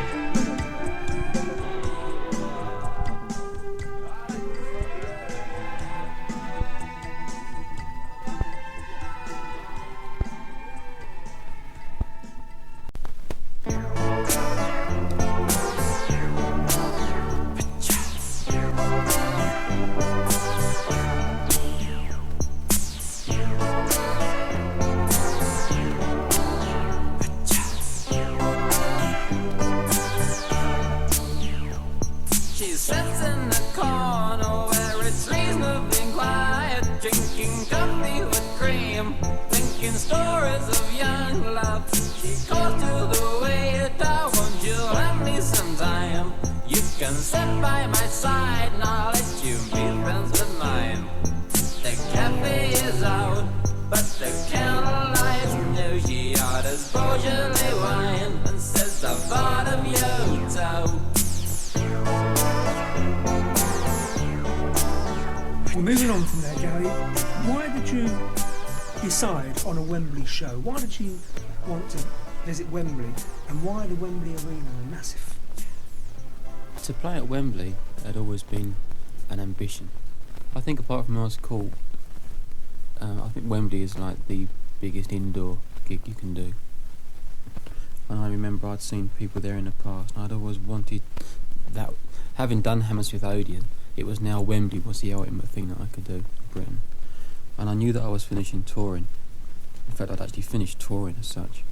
I wanted to just go out with one great big enormous show. I wanted to go to the biggest show there'd ever been in Britain. And so that's why I chose Wembley. But it was the ambition side of it, and also it was the only place that this thing would actually fit. And because I wanted to go out as big as I could be, I wanted it to be a pinnacle of the career. That's why I chose Wembley. I think I know the answer to the next question, but I'll ask it anyway. Who designed the Wembley set and the stage? I did that one. As well. It was a 79 tour stage show, tipped on its side and elevated to a split level stage. It was a 1980 stage show stuck in the middle of the backstage, and then a vast, great big new one designed and built on top of that. It was in fact, I believe at that time, it was the largest moving structure that there's ever been in Britain on a British stage. I think it was 5 different levels of staging with hydraulic lifts and ramps and motorised. And we had a structure in the air that weighed several tons. It was 86 feet wide, fully motorised, come down to the stage with men in it in contraptions of their own, and they were motorised and completely independent. It was operated by 3 computers, and it took a team of over 30 men 5 days just to build it. And it took a lot of rehearsing. It was monstrous. It was. Well, I remember I was there on both nights, and I remember that the first night, the sort of opening sounds and looking out from the photo pit to the audience, and I could just see their massive heads all looking up because the stage was sort of above them, and all looking up with their mouths open. They completely captivated by the whole lot. There was so much going on. Yeah. Well, we actually added a third night as well. And we actually. Oh, that's right. We had to put in a third night. So my farewell concert, then it was farewell 3 concert. That's right. That's right. Just circumstance, that was all. But it was an enormous set. Something like over 116 feet wide, the entire set. A huge machine, really, because it all moved. The whole thing was capable of moving. But yeah, it was phenomenal. It was lovely to see that reaction too when you come on, the gasp of breath as they saw it for the first time. And the almighty cheer, the roar of the crowd, almost like a Wembley football crowd, wasn't it? Yeah, it was. It was great. I'll never forget that, actually. Talking more about the set, I mean, it was an absolutely fantastic set. How long did it take to build that? To actually design and build all the extra pieces for it took several months. In fact, the best part of early 1981, really, right up until the time of the shows. So at least 4 months, probably longer, because I actually started to plan this thing while the teletour was underway, which is sort of way back into 1980. There was an awful lot of not only building of the set, but technical problems that the Wembley people themselves are a little unhappy with the amount of stuff was going to be putting up in the air, the weight of it, and the fact that it moved. It wasn't entirely happy about that. So we had a lot of meetings. We had to build stuff and demonstrate what it could do and the safety aspect of it. But also, you had some explosives on stage, I remember. Yeah. I remember that because we were warned to keep back from that by the security people. Yeah, well, that wasn't any danger to the audience because the stage itself was extremely high and quite away from the front rows even. But we did have all this pyro display put along the front. I've never been a great fan of pyros, managed about it. I just thought I'd throw them in. I'd throw everything in on those shows. It worked. The whole lot worked. It was good, yeah, but on one of the nights, 1 or 2 of the pots on the left-hand side didn't work. In fact, we videoed that particular incident, and they all went off except for one on one side. So I knew that they were still probably going to go off at any second. So the next couple of songs, I completely left that side of the stage alone. It looked a bit weird in the video. I kept going there, and then like looking at these things and going back again because they hadn't gone off. But things like that are all what make it fun, you know. It wasn't only the most massive and gigantic, spectacular show you've done. But it is also the longest, wasn't it? It was 2.5 hours long, I think. 2.25. 2.25 hours. Yeah, but without a break, it's 2.25 hours non-stop. Now that must have taken an awful lot of rehearsing, Gary. How long did it take? The musical side of it took, best part of 2 months. Bearing in mind we'd already just done a major tour, so it was very well rehearsed anyway. But the additional amount of music we had to do for this, and then rearranging that with the old stuff and putting it all back together again, took an awful long time. And then the rehearsing of the lights, because it was so enormous and so complex, took a long time. Really, we had to hire H stage at Shepperton, which I believe is either the largest or second largest stage in Europe, because it's the only place that it would fit that we could rehearse in, apart from Wembley itself. And in fact, it fitted better in H stage than it did in Wembley. It's a bit of a squeeze in Wembley. But that took a hell of a lot of rehearsing. A lot of people were involved in it, all had certain things to do. You're not only rehearsing when the lights come on, and every single song is broken down so that every light that flashes in every single song, I've written down and said, I want this, I want this, I want this, I want this. So that all my movements, all my stage choreography, when I point my fingers or when I lift my arm to do anything, is all choreographed in with certain lights coming on. So when I point in a certain place, that light comes on in a particular sequence of events or whatever. And of course, then you have all your dry ice, because the stage, various parts of it could move, it all needed crew on it to maintain it, to keep it running, to make sure it all worked at the right time. It was vast, it was a massive undertaking, and on those shows, because of the size of it, even though we sold out 3 nights, running 8,000 people a night, I lost £20,000 a night on that one, because of the size of it. My next question was actually going to be, how much money did you make? Oh, yeah, not a lot, no. 20 grand, it cost well over $250,000 to put on. We got a lot of that back in the ticket sales, but we still ended up losing 60 grand overall in 3 nights. And while I was earning a lot of money at that time, I wasn't really earning enough to warrant losing £20,000 a day. So it was quite timely for it to end then anyway. I probably couldn't have afforded to do it for much longer. Were you surprised, Gary, after all your efforts, that you've just spoken about in great length, that the critics still attacked you? Yeah, I was. I found it hard to believe that whether you liked me as a person or not, or liked the music or not, that you could still look at something as vast and as sort of magnificent as that, and still somehow be able to criticise it. Although in fact they didn't really criticise it, to be honest. They tended to ignore the stage set. They said, yeah, the lights are amazing, but there was this arsehole running around in front of it, and they then concentrated. They left the stage show alone to an extent and just concentrated on pulling me into the ground without any kind of recognition for what I'd done with the stage show at all. So it's always been that way actually. If they can't get you one way, they get you another. If they can't knock the album because it's got about the best players in the world on it, they'll knock something else. They'll knock my singing, or they'll knock the lyrics. If they can't knock them, they'll knock the cover. Anyway, really, if the way they've been doing it doesn't work, they'll find another way to do it. And now, of course, they can do it through the bands that I work with, because of the label. If they want to get you, they can get you. There's not an awful lot you can do about it. Looking back to that final third night at Wembley, Gary, when the audience cheers died away, could you honestly put your hand on your heart today and say that you really did believe that it was all over as far as touring is concerned at that last Wembley show? Yeah, absolutely. I was very sad when it actually came to it, because I realised that everything I dreamed of being, everything I'd wanted to become, had happened, and so quickly before I'd even had a chance to catch a breath or come to terms with it or accept it all, it was finished. And it seemed like it was all such a shame that it all happened so quickly, and I hadn't even had time to sit back and relish it, because I was so busy just trying to survive in it. And I remember when it was all over and the audience had gone, I went out onto the stage again, just on my own, and went out to the front, and I was there for ages, just looking and thinking, just looking at all the empty seats and looking at the lights, and just thinking what a shame it all was. It quite upset me, really. What was your immediate reaction and feeling when you went off the stage after the final encore and the crowd was still cheering? What was your feeling as you went off the stage into the dressing room? I was just sad. I was aware that every song I sang at that time, as far as I was concerned, it was the last time I was ever going to be singing that song.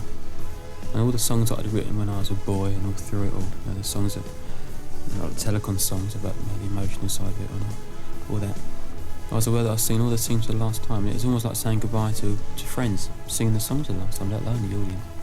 And in the audience, you recognise people that were there when you first made it, and down the front. And it was just really sad, to be honest about it. I didn't regret doing it. I regretted that I had to do it, that I had to stop. And but to be honest, the most emotional point of the whole thing was when I actually went out onto the stage as it began. And the crowd all stood up and roared, and it was deafening. It was so loud, in fact, that we couldn't hear the intro of the music. And we're the most enormous PA system you could think of. And it was absolutely deafening. And that was sort of very touching, as they say, when it happened. And it upset me a lot, actually. It sort of brought a tear to the old cold eye. Thank you.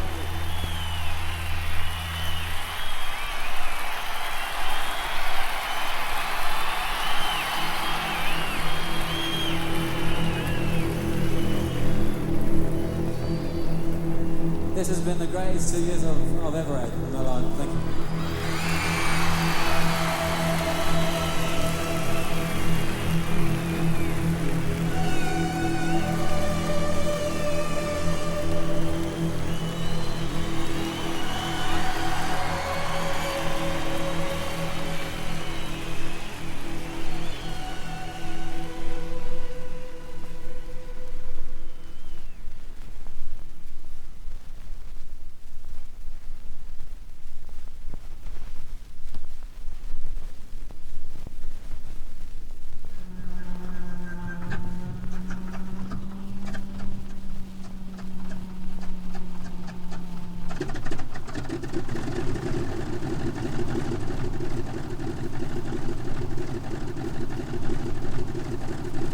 After Wembley and the dance album, Gary turned his attention to flying, and to one journey in particular. As you would expect, it was to be no ordinary flight. Gary announced that at the end of 1981, he would attempt, with a friend, to fly a light aircraft around the world. He was, and still is, the only musician in the world to attempt such a journey. It was an early sign of his constant interest in dangerous and challenging pursuits. But why did he want to do it? I'd always been, the way the press had treated me, I'd always been made out to be a little bit, how can I put it, less than a man, because of the makeup thing and, whatever, being a pop star and the rest of it. And so I was always aware of that, which I wasn't too keen on it. I'd never really felt like I'd done anything particularly manly, or my conception of manliness, I suppose, is bravery and old-fashioned values. I don't think being a pop star is particularly worthy of being a hero, for example, that sort of thing. And so I was always very aware that I wanted to prove to my family, to my dad in particular, that I could do something brave and, something along those lines, really. I don't really know how to explain that side of it. And the other side of it, it was a personal ambition that I was very interested in aeroplanes. You can't fly any further, obviously, so for that reason alone, it was an exciting thing to do. Those things, really, it was a combination of all that. I wanted to shut the press up. I wanted to prove to them that I could do something entirely separate from the music business, which did take a certain amount of courage to do, or so I thought. I wanted to sort of make my dad feel proud of me in a way that I felt maybe he didn't still, because of all I'd done was to become a pop star, which to me, as far as being a man was concerned, that was nothing. That was something else entirely. And then a personal ambition based on interest in aeroplanes, really. Julian Knott, who was he, and what was his connection with this project? He was a man that we'd gone to help us organise it, sort out the best aeroplane, the route planning. You have to get clearances to fly over all various territories and countries, certain clearances, maps, a phenomenal amount of maps that you need for every section of it alone, airways maps and let down charts and approach procedures for all the different airports you're going to be going to arrange that, hotels, where the airplane would need to be serviced. And he'd done a lot of this before for a lady that went from London to Australia and other bits and pieces. He's quite a famous man in his own right. I think at the time, I don't know if he still got it, but he had the record for the highest manned flight in a balloon. So he's quite a well-respected man, but he never quite, I believe, thought that I intended to do it. I'm sure he thought it was just a a silly idea that I'd come up with to get extra publicity for. And so he went along with it. And then as it come nearer and nearer the time, we started to push him. Where is the aeroplane? And so on and so on, because things hadn't been organised. He sort of suddenly faded out of it completely. And with 2 weeks to go, we realised he had done nothing whatsoever. We had no aeroplane, no plans, nothing at all. And we thought he'd been getting along with it, and we'd go up to him like 2 weeks before it, and there it would all be, and I'd just get in the plane with the the pilot and go. And we had nothing whatsoever. And because of that, I had a conversation with a man called Bob Thompson, who was an ex-RAF instructor, a member, or used to be leader of the Rothmans aerobatic team, which are a very, very clever aerobatic team of modern aeroplanes, light aeroplanes. It was him that really brought it to our attention that if he hadn't got it within 2 weeks, it wasn't gonna happen. Which we should have realised, but we really didn't know much about that sort of a trip, or that kind of flying. I'd only had a licence for about 9 months, I think. So I really didn't know that much about it. I just liked the idea of it.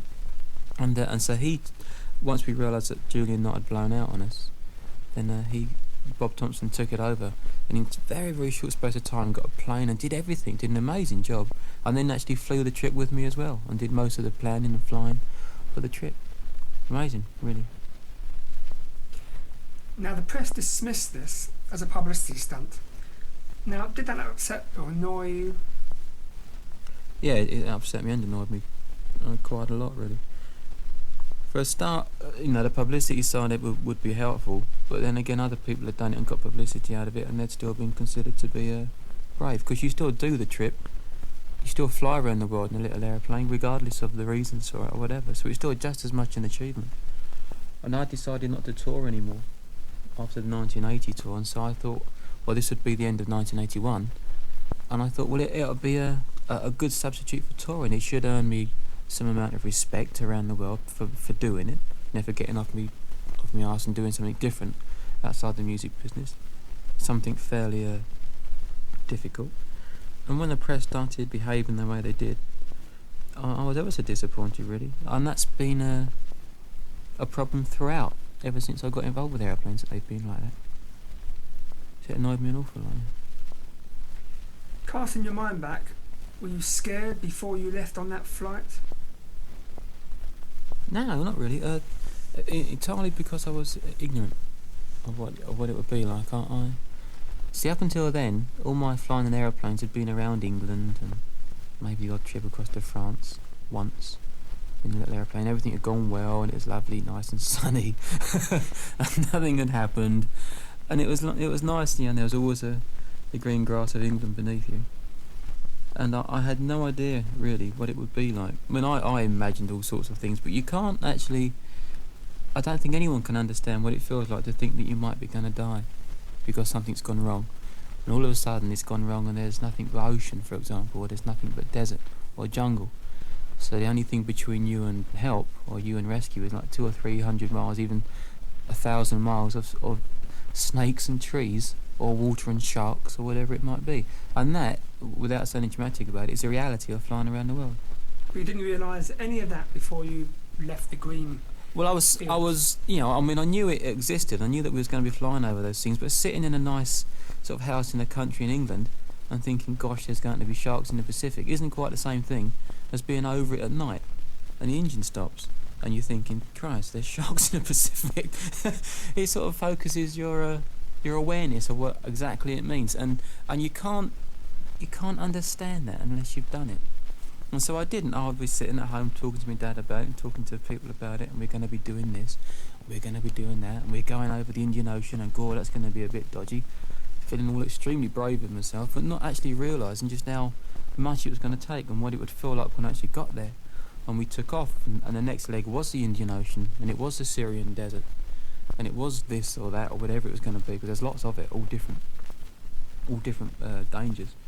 And I though I was aware of it, you can't really appreciate what it is. I mean, if I did it again now, it would be entirely different, and I would, well, I don't know if I could do it again. Really. I think bravery comes a lot from when you know the danger you're going to be facing, rather than just sort of reading about it. And so to do something based on a certain amount of ignorance isn't quite as brave as doing something when you know exactly what you're going to be facing because you've faced it before. But that's different.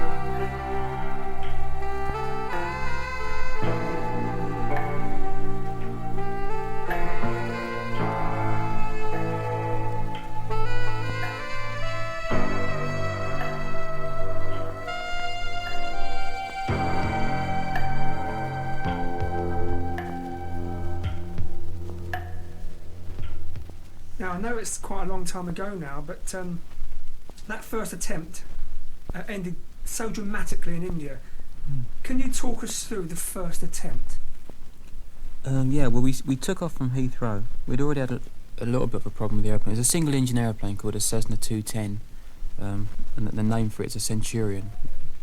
Now, it's a six-seater single-engine airplane, so what we'd done was taken out the rear four seats and all the carpeting to keep the weight down and put fuel tanks in the back of the airplane. That would give us the extra range that we needed.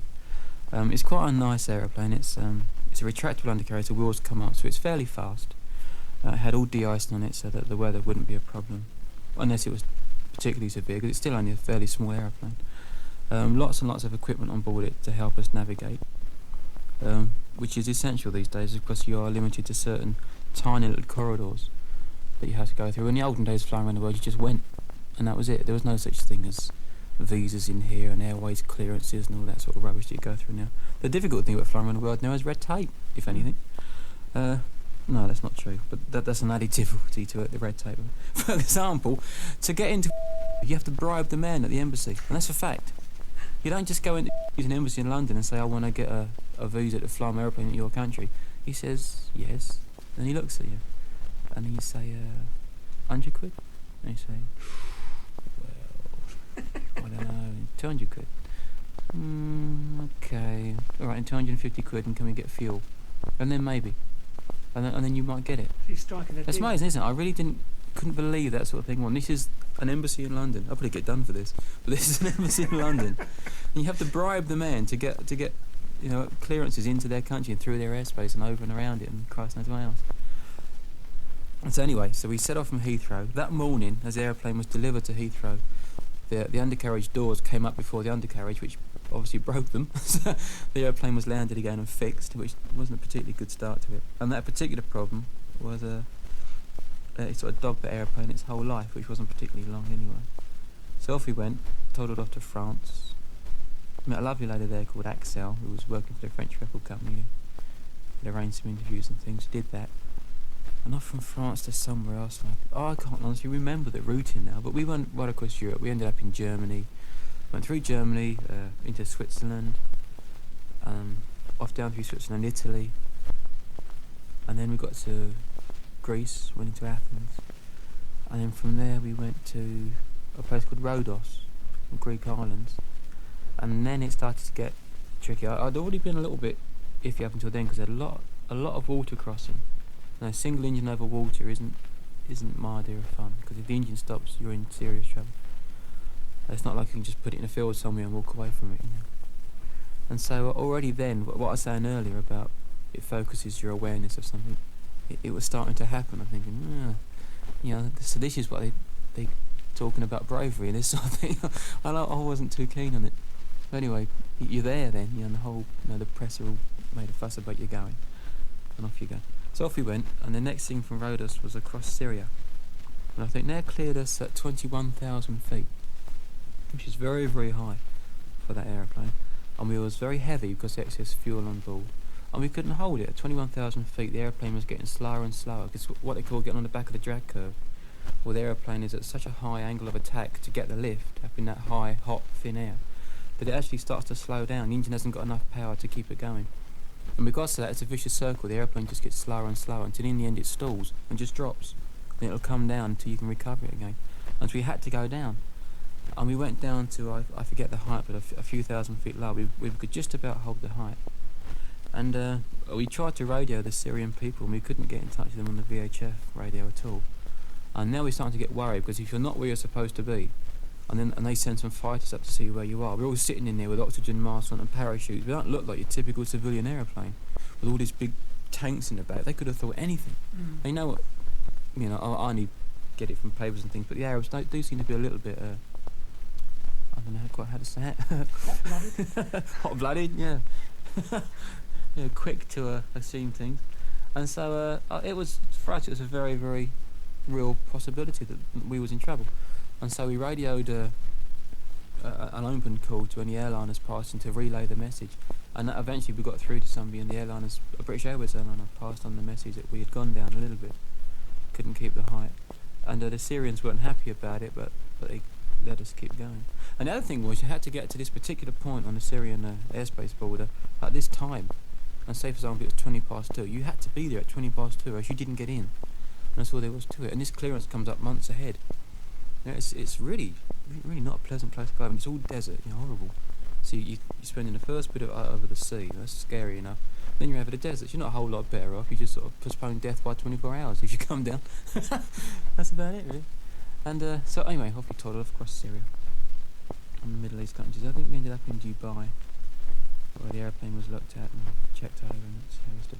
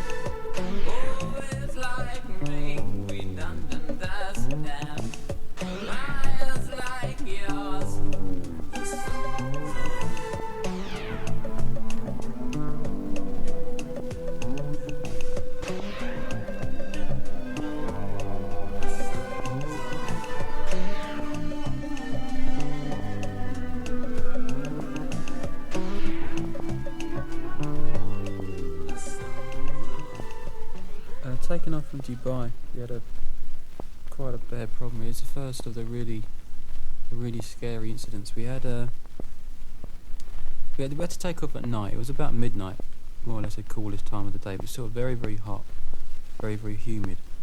And the engine was overheating before we'd even got to the end of the runway. But there was no point in not going, because it's only going to get hotter, really. So we sort of decided to carry on.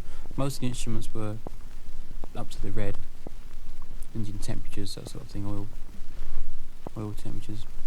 And so off we went. We took off, got the undercarriage up, got to about 400 feet, and this was at night, obviously, at midnight. And the engine began to foul. It was spluttering and missing. Very scary. Bob put the auxiliary fuel pump on to pump more fuel into the engine. Didn't get any better. What was happening was that where the engine compartment was so hot, the fuel was going into it and vaporising because of the heat before it actually got to the engine. So the engine was being starved of fuel. And so then we had another little pump, the emergency pump which we put on. So we had the engine-driven pump itself and two electric pumps, all working flat out just to get enough fuel to the engine to keep it running at all, which it did sort of just about, but at fairly reduced level, reduced power. And that was it. And we was too low to jump out with the parachutes, not that we wanted to anyway, because we didn't really know where the airplane would land, because of the city. Couldn't really do that. Couldn't land because he was far too heavy to risk that, especially with a semi-controllable engine. So all we had to do was just wait, and we very, very slowly climbed. And it took, I'm guessing really, but it was a good hour before we got to any kind of height, but where the engine actually started to cool down. We were doing a thing called a step climb. And what you do is you fly the airplane straight and level so the speed slowly builds up. And you pull back on the stick and make the airplane get as climb as much as possible before the speed disappears again. You have to push the airplane level and then start to accelerate again. Bob was doing the flying, obviously, and you have to be fairly precise when you're doing that because you don't get too slow, because if you want to accelerate, you drop back down again. And slowly but surely, we step climbed up to higher altitudes where the air was a bit cooler, and the engine began to cool down, and the fuel started vaporising, and we carried on across the mountains and on to Madras in India, south of India. And that's where we first realised what the Indians were like. We had to bribe the customs man to let us through. It was an amazing country, the area of it. The fuel bowser was an old rickety thing left over from World War II. We came across this same situation on the second attempt a bit later on. And all the gear was like left over from World War II, and rusted and leaking. Yeah, bloody dangerous, really. Anyway, that's what they come to pick us up in to take us to the terminal. I was expecting a car, but nothing like that. Anyway, so off we went to the terminal, and they kept us there for about an hour until we realised that we had to pay the bloke, to get that out. And so we did that after a lot of shouting and things like that. And I'm not used to that, really. I wasn't at that time. I'd had a very sheltered couple of years being a pop star. So it is a real eye-opener for me, but good experience anyway. So that was that. Off we went to the hotel. I didn't like the food, as you would expect, so I didn't eat for a couple of days. Left there, and after Madras we had to go up the east coast of India, and at a certain point we then went across the Indian Ocean, heading for Bangkok in Thailand. Now I really wasn't looking forward to this, because I'd now had a big sea crossing. The one to Madras had been a big sea crossing, a lot of sharks. Didn't enjoy it at all, very scary. A lot of it was at night. Really began to realise now exactly what it meant this trip round the world. I never wanted to not do it, when I was never thought about stopping it or anything like that, but I really did begin to realise exactly what it meant, and I was very frightened. I think Bob was, to be fair about it. I don't think neither of us were heroes at all, but it was getting frightening. So many people have said, "Oh, it must have been such a lot of fun," and I can't remember 1 minute of it that was fun at all. All I can remember is hours and hours and hours of sitting there in a tiny little cramped space, just waiting for something to go wrong. And if it went wrong, you were dead. And if it didn't, you weren't. And that was the reality of it. And that isn't fun. And it wears you down. It wears on your nerves. It wears on your whole body. It's a funny sensation. Anyway, we went from there up. We took off from Madras up the east coast. Went through a monsoon type storm, I suppose. Incredible turbulence, and water so dense you couldn't see the nose of the aeroplane. I've never seen anything like it at all. Very scary. A tiny little aeroplane out over the ocean, and this thing's going on. I had it looked like a woman had attacked me from shoulder to waist, where the seatbelt had gone across. It looked like I had a love bite from one corner to the other, where the seatbelt had bitten in, and both my your pelvis, the muscles, the bones at the front of that stick out. And where the lap strap had gone across there, it had rubbed through the skin. It was raw because the turbulence was so severe. And I hit my head on the window and knocked myself out for a couple of minutes. Altogether, it wasn't too pleasant. Very frightening. And we eventually got through that and got up to this point where we had to turn right and go across the ocean. We turned right and started to go across it. And about 60 miles out, the engine started to run quite badly. A lot of misfiring, that sort of thing. Eventually found out what it was. Now one of the magnetos, which operates an electrical part of the engine that fires the spark plugs, it had broken down. And you have two on an aeroplane. In a car you only have one. That's primarily for safety, and secondly because it makes the engine slightly more efficient. And so one out, the engine is down on power a little bit, vibration is up, and your safety side of it's gone. And so we turned back and headed off back towards the coast. It took about half an hour into a headwind, and by now I'm really scared. Got a very sick engine. We're 60 miles out over a deep ocean, and it's the shark part of it. So I had the dinghy on my lap, the parachute on my back. I was sitting there ready for having shark repellent in my hand, ready to drop out for war. We got back. We declared an emergency. Said it was going to go into this place called Visakhapatnam on the east coast there. Got to it. The airplane was still too heavy for a landing. An airplane has a landing weight above which you shouldn't land it, because the added inertia of landing can damage an airplane where it can take off. Say for example it was, I forget now, but it was say £5,000 was its takeoff weight. its landing weight may be £4,500. Because as an aeroplane takes off, the wings will take a lot of the weight of the aeroplane. But when an aeroplane is landing, it has added inertia when it hits the ground, and that can damage the undercarriage. And so we was a little bit worried about that. We didn't know whether to fly around the airfield to burn off the fuel and risk losing the engine completely and then having to try and do a false landing with all the weight on with a dead engine, which would be very, very difficult, or just try to do a best job we could with the engine as it was, which is what we eventually decided to do. Worked alright, got the airplane down, parked it up. I was carrying a lot of cameras, a big 60mm cine camera and some sort of fairly flash sort of 35mm cameras, because I was interested in doing a book about it, and also I was interested in making a documentary on 16mm that I would try to sell to the BBC or anyone really, sort of anyone around the world. And so I jumped out, fairly relieved to be on the ground, and started taking pictures of it. Bob got out and started looking in the engine to see what he could do about it. And next thing we know, the Indians have come over and shouldn't be taking pictures and shouldn't be doing this and what were we doing. And that was that, and that's when the trouble started. Wasn't allowed to leave the airport. Nobody would say why, nobody would say what we'd done. Bearing in mind we'd been through an emergency, once the adrenaline side of it had gone down, we were absolutely finished, tired right out, and all we wanted to do was just sort of sleep where we were on a tarmac if it came to it. Just completely drained.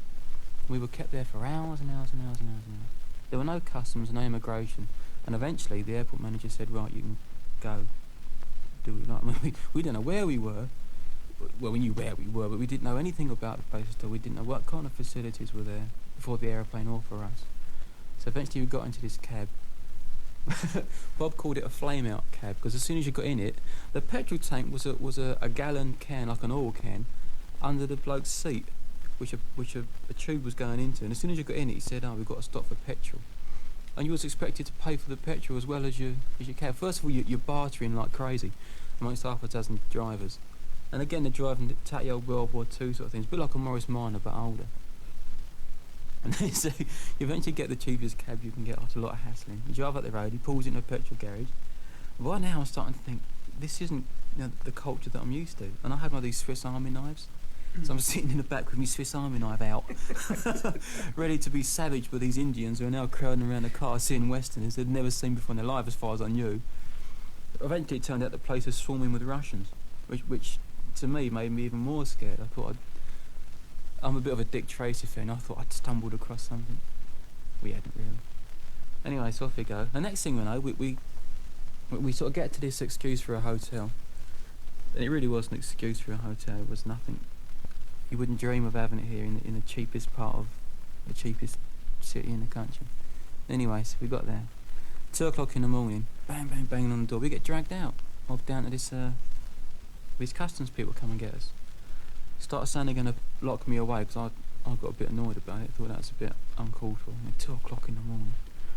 And anyway, said I wasn't being cooperative. Took us off, took the passports and the rest of it. And that was the pattern then. They didn't officially charge us with anything, but they sort of said that we was being held on suspicion of smuggling. Couldn't ever figure out what, and suspicion of spying. And I presume that's because we had the cameras. And somebody said something about there was a submarine base nearby. And there may have been, but I didn't see it. and I suppose that there must be something going on there for the Russians to be there. But the only aeroplane on the airfield was a thing called a Britain Norman Islander that they built on the Isle of Wight. So there was hardly any secrets about that, because I actually went for a tour around the factory a couple of years before the trip, and I'd been right through the factory where they make them. So I said, there's nothing about it that I don't know about, and I didn't look in it. They confiscated all our film, which really knackered my ideas of making a documentary, because they took everything that had gone on up until then. Finished that off. Give us the cameras back, mind you, which is good. They kept us there for 4 days. And that was that. They impounded the aeroplane. And on the 3rd day, they took away our passports and wouldn't give them back. And that frightened me a lot, because without a passport, you're nobody. Nobody at all.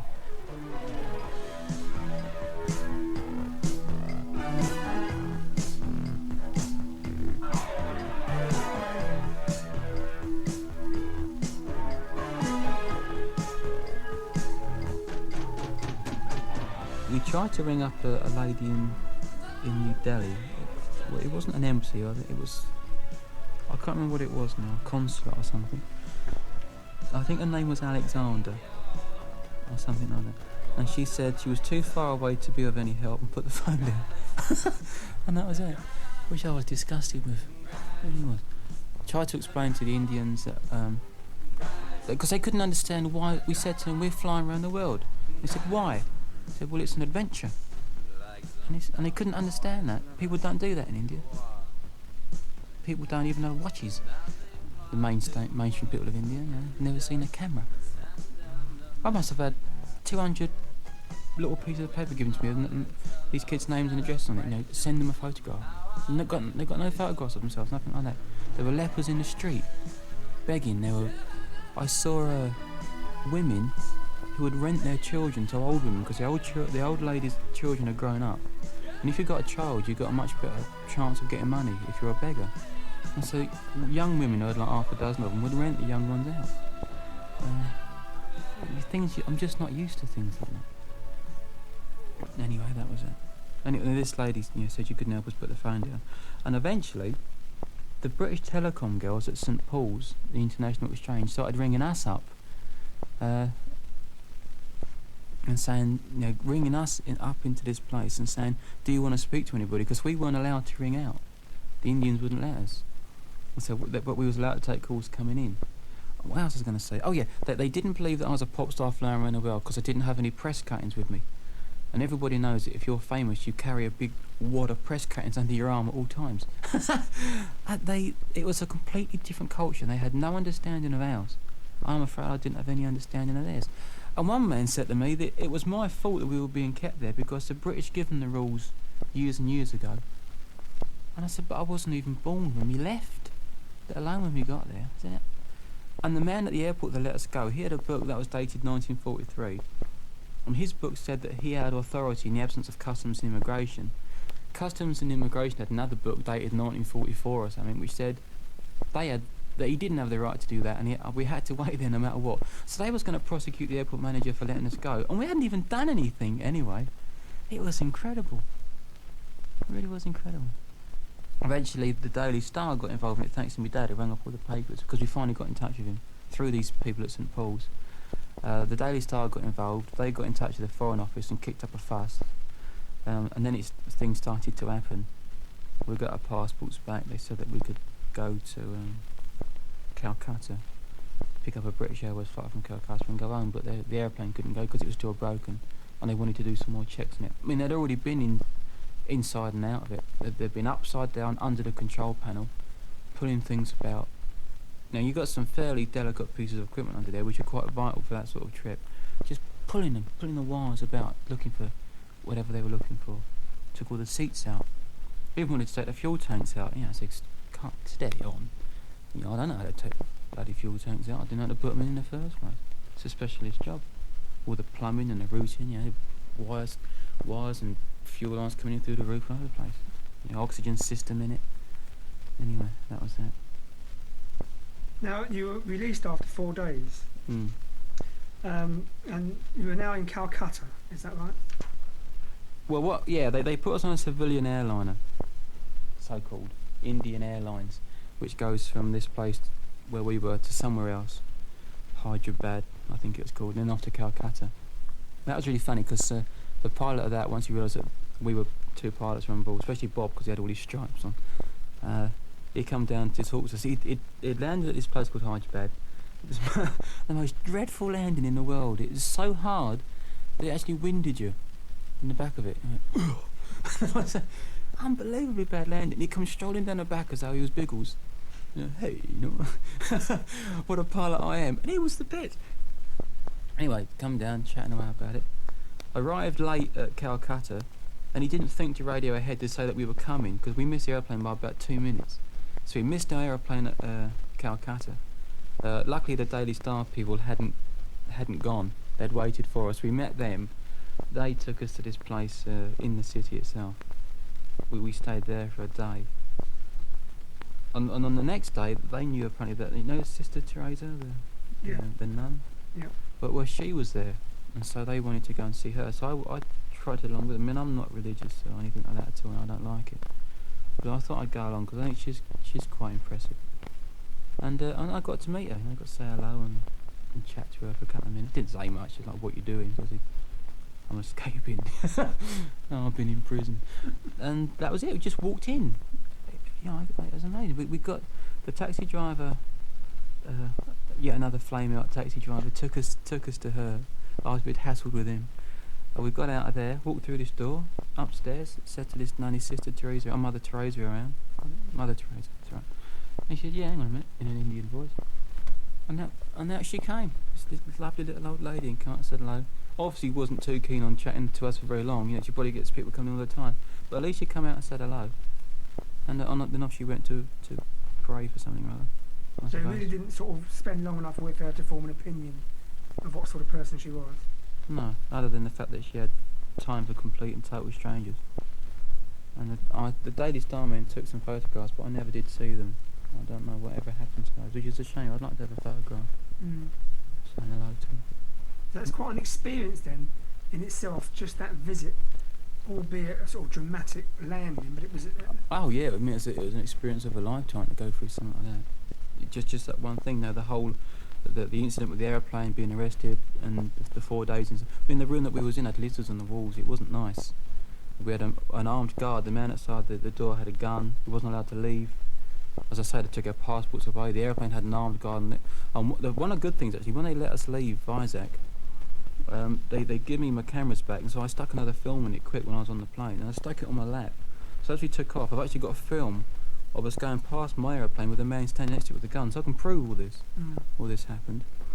And the funny story, when Bob went back a couple of weeks later to pick up the aeroplane with an engineer, the man that had caused us all the aggravation wanted Bob to write a letter to his superiors saying what a good job he'd done.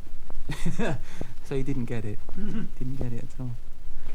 Now, most people at this stage, Gary, in all honesty, would have given up the whole idea, flown home on a commercial airline, got back to this country and put it all behind them. But on the way back, you're already preparing your second attempt, aren't you? You're already thinking ahead about doing it all again. Yeah, well, the problem now was time was of the essence, because the winter was coming. It was the end of '81. If we did try again, first of all, we didn't have an aeroplane because this one was still broken down in India. It was going to be several weeks before we got it back.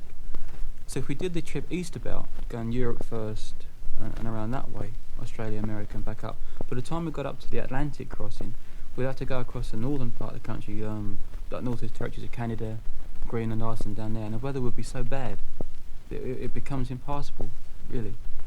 So we didn't really quite know what to do about it, but I had another aeroplane, a thing called a Navajo, which was a twin-engine aeroplane. And so what I decided to do on the way back was to get that one ready and get all the fuel tanks and all the navigation equipment put into that. And not worry too much about this insurance, so bring it back, but get this other one ready so we could actually get underway again, which is what we did. Never one thought about saying, I'm going to pack all that lot in, I'm not going to bother with that anymore.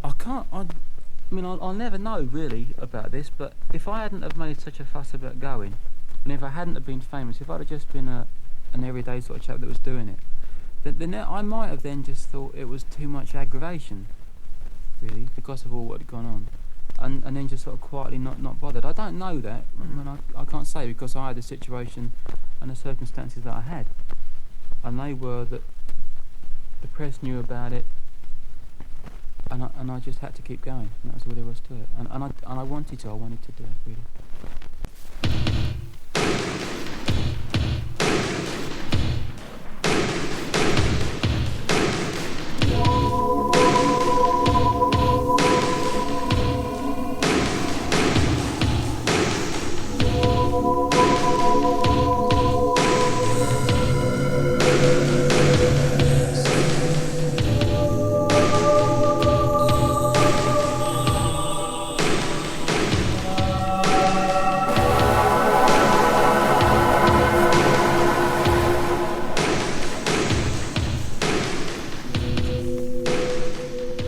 Now, can you tell us what sort of preparations you had to make for this second attempt, Gary?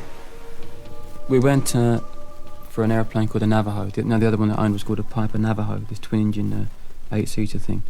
We had to find out what the oil consumption was on the engines for long-range flying, because often you could get enough fuel for the journeys, like to say to run for 12, 13, 14 hours, something like that, but you might not be able to get enough oil for the engines to run that long, so they would run out of oil and seize. And so we had to find out, what oil consumption engines would use. So that had to be sorted out. The fuel tanks going into the airplane to be sorted out, how much we would need, getting permission to do it. All of our clearances were now null and void because we weren't going to make any of them. So we had to get all back to the Indonesian embassy for more negotiations and that sort of thing. All that again, trying to sort it all out. The navigation equipment, getting the good equipment. There's this thing called VLF Amiga, Collins Amiga system, which is a very, very advanced navigation system for this sort of trip. Trying to get one of those. Okay, very expensive, very difficult to... Well, not difficult to hire, but very expensive to hire. There's not an unlimited number of them. Getting all that sort of stuff sorted out, really. Again, back to the other thing, the hotels, the planning, the clearances, all that, the servicing, was all scrapped now, but all that had to be done again. And mainly, not that much to do with the airplane, really. It was more on the other side of the fence, the paperwork side of it. Had to be put back into order, and everything rejigged and rescheduled. That was about it, really. Now, you mentioned single and twin-engined airplanes. What's the difference, or what are the differences in terms of safety and danger between those two types of airplane? Well, most people seem to have the impression that a single-engine airplane is a lot more dangerous because you've only got one engine. Well, it's not quite like that, you see, because if you have a single-engine airplane that's overloaded and the engine stops, you're in a pretty poor position. And if you have a twin-engine airplane that's overloaded, it won't fly on one engine. It won't? No, because it hasn't got enough power to fly on one engine when it's that overweight as ours was. It'll only just about fly on one engine when it's at its normal maximum weight. Once you go over that, you can forget it. They won't fly. So what you end up with is an airplane that's got twice as many things to go wrong and a hell of a lot more fuel in it than you would have in a single. So you're in a bigger bomb that's got twice as much chance of going wrong. And that's all there is to it, really. Just a little bit swings and roundabouts. Personally, I think that they more or less even themselves out. A problem in the first half of a flight is dreadful in a twin, and dreadful in a single, really, but there's more chance of it happening in a twin. At the end of the flight, you're in a slightly better position in a twin than you are in a single, because if the engine stops, you're still going to go down. Whereas at least in a twin, you can keep going, because the fuel would have gone by then, so it's going to be lighter, and it can fly on one engine. Now, your second attempt, Gary, was very successful. Can you talk us through the second attempt? Yeah, well, it's quite long. There was something like 52 flights involved in it, something like that. We took off from London, went up to Prestwick. From there we went across to Iceland.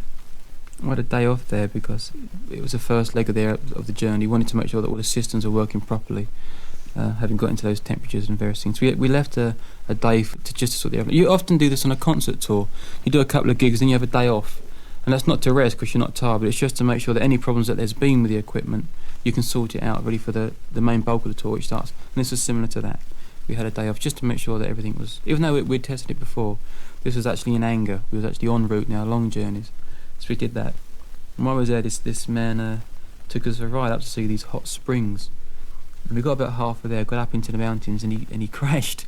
There was so much snow that he couldn't see the road, and so he just carried on going, and the road turned underneath the snow, and we went off into this deep snow. He had no equipment, no shovels, nothing at all. And I've got a film of me trying to dig this thing out with a car jack underneath it. I was there for hours, and it was bitter cold. It was one of these like rancho type things that he had. And eventually somebody came along, and it was hours and hours and hours, and towed us out back onto the road. So we never did get to the hot springs. After Iceland, we went off to Greenland, a place called Sonderstrom Fjord, just a bit from Greenland. And we get about 30 minutes out over the mountains on the western coast of it, and we get a very bad oil leak in the right-hand engine. So we turn back, go back to Sonderstrom. An engineer comes out, has a look at it, tightens a few things up, and thinks he's cracked it, and off we go again. This time it's okay, but we get 2 hours out, and it starts again. The oil starts to leak out of it. From all sorts of places, and it gets worse and worse and worse. Starting to worry now because it's very, very cold. The heater in the airplane breaks down. So I think we got up to a temperature, or down to a temperature of about -50, -54, I think it was, centigrade. It's so cold. you can't imagine what it's like. I had all your thermal undies on, all that, 10 million pairs of socks, a winter flying suit, then this survival suit which is supposed to work in water on top of that, which covers up everything, and underneath that was all gloves, the whole bit, sheepskin stuff, and then inside that, on top of that rather, was one of these big Downy sleeping bags, all wrapped up inside this, the airplane on autopilot, and still so cold, you every single muscle was aching and throbbing. Incredibly cold. And then this thing started leaking, and so I'm sitting there and we're looking at it, and by now we're halfway. Our diversion area is a place called Frobisher Bay in Baffin Island, which is like northeast of Canada. It's part of the Canadian territories. And we were thinking, well, we might as well keep on going, because behind us is mountains. We've got to get back through the mountains. If we did lose the engine, we're in trouble. And so we decided to keep on going, and we're looking at the engine, the oil was coming out. And another thing that we noticed was that there was big flashes of flame. The engine suddenly erupt into flame and then go back out again, which is terrifying. And one of the cylinders was coming loose and breaking away. We think it's probably either a previous maintenance fault on it, like an inherent fault in it, or the temperature variation which the airplane just wasn't used to. It wasn't used to being in those climates at all. I don't honestly know what it was. And so we kept on going. Eventually we got to this place, Frobisher Bay, which is incredibly bad weather. Got into this place. And very frightened, very, very cold. Not a good start to the second attempt, really. And we was there for a week it took to fix it. And the interesting thing about Frobisher Bay is the warmest day was minus 28 degrees centigrade. That was the warmest. There's places where you walk around, if you've got a beard, you get ice in your beard, up your nose. One of those sort of places. They had wolf patrols, because the wolves would come into the edge of the town. They had a Holiday Inn. Oh, great, a Holiday Inn. There you go. What else? Yeah, as I say, they had the wolf patrols to stop the wolves from coming into the town. They go out and shoot them. An unpleasant side of it was because it's such a close-knit sort of community. The VD rate was 80%. So you didn't go near anyone when you was there. You kept yourself to yourself quite a bit. They had the other thing was actually on the way there. It was like a permanent dusk. It didn't actually get dark, but it didn't get daylight. It did, but not really, not like we know it. You know? And so it was. You could see the icebergs, and they were glowing. It's really spooky. And you could see them as they went under the water, and the water was black. But the first few feet, I suppose, as the icebergs went under, you could just see it glowing, and it went into darkness. You couldn't see it. That was horrible. And you're looking out to the right, you've got this sick engine which is either going to explode and come into you and take your legs off, or just catch fire, in which case you still got to go down into that water where the icebergs were. That was really scary. Didn't enjoy that at all.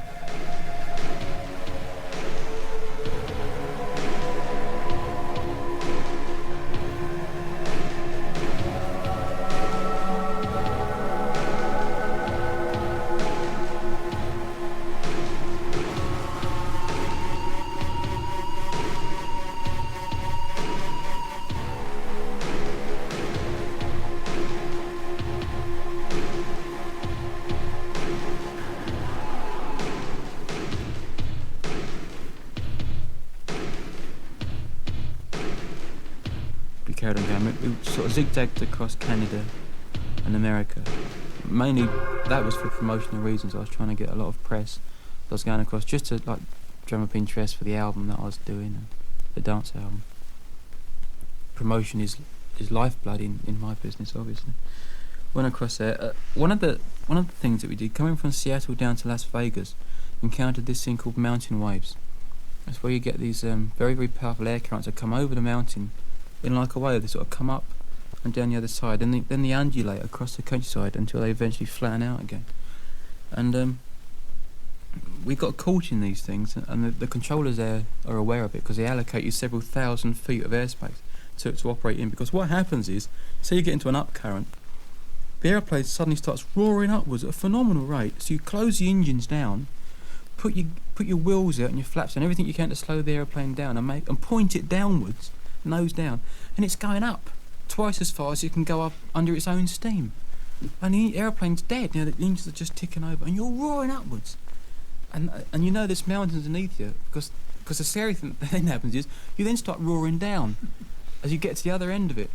So the engines go to full power, and you're pointing up into the air, and you're screaming downwards about 2,500 feet per minute, which is quite a descent rate. And your ears are popping and banging.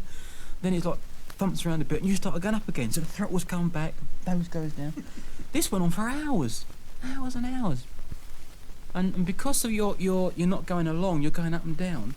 It's taking you twice as long to do your journey. So like a 4-hour journey ended up being about 8 hours. Yeah, so the fuel was becoming very critical. I was worried about slamming into these mountains. That was a bit tricky. Got into Las Vegas. I never did see it. Got in there, hit the hotel, and went out. And got up the next morning before Las Vegas came to life. Back into the plane and off again. So that's all I really saw was a little bit of a Caesar's Palace, and as we drove past in the cab going in. And I was quite looking forward to Las Vegas, but after that journey we was finished completely. Headed off to Los Angeles. Had to avoid a sandstorm, believe it or not, which you could see, which is like a big cloud, like locusts in the distance. I missed that. I didn't realise it, but apparently they can sand your propeller blades. They can just like sandpaper them down to nothing. You can lose your engines completely, and it can wear away your windscreen, so all you get left is completely opaque lump of glass. You just can't see through it at all. The sand just blasts it away, the outside surface of it. I didn't realise they were that dangerous. When we got to California, San Francisco, we had to put another, I think, about 150, 200 gallons into the aeroplane to get us that last little bit. You know, that would give us about another 700 or 800 miles range, which we needed to go to Hawaii. It was like it's about 2,500 miles of nothing, just sea. That's all there is. There's nothing in between at all. This particular flight was one I was looking forward to least. So you got all these tanks in. Because there was so much fuel tankage in the back of the aeroplane, to get to the front, you had to get into the aeroplane at the back, then lay on your side and crawl along the side of it, completely horizontal, along this little like wire, because the tanks went from the roof up, from the floor up to the roof of the aeroplane. So there's just this tiny little bit, about 18 inches high and about 8 inches wide, like a little corridor alleyway along the side of the aeroplane. That's how you got to the front. And then obviously when you was in the front, it took a good 2, 3, sometimes 5 minutes, depending on what clothing you had on for the temperature, to get out of it. So like we were saying earlier about the dangers of it, if we had any kind of a problem at all and it had come down, there was no way we could have got out of the aeroplane. Now it took 5 minutes to get out when it was sitting on the ground, let alone when it was in trouble or crashing or burning, whatever. And between us and the door was something like 350 or 400 gallons of extremely inflammable fuel between us and it. So it wasn't pleasant at all, and you always just smell that it was full of the smell of fuel all the time. You never lost it. So that was scary. So we actually ended up being 27.5% overweight for those long journeys. The trip to Hawaii was one of the scariest of all. We had fuel tanks put in the nose of it as well. And to make sure that the fuel flowed, you have to have like a ram air system to keep the tank pressurised, so the fuel will flow through it.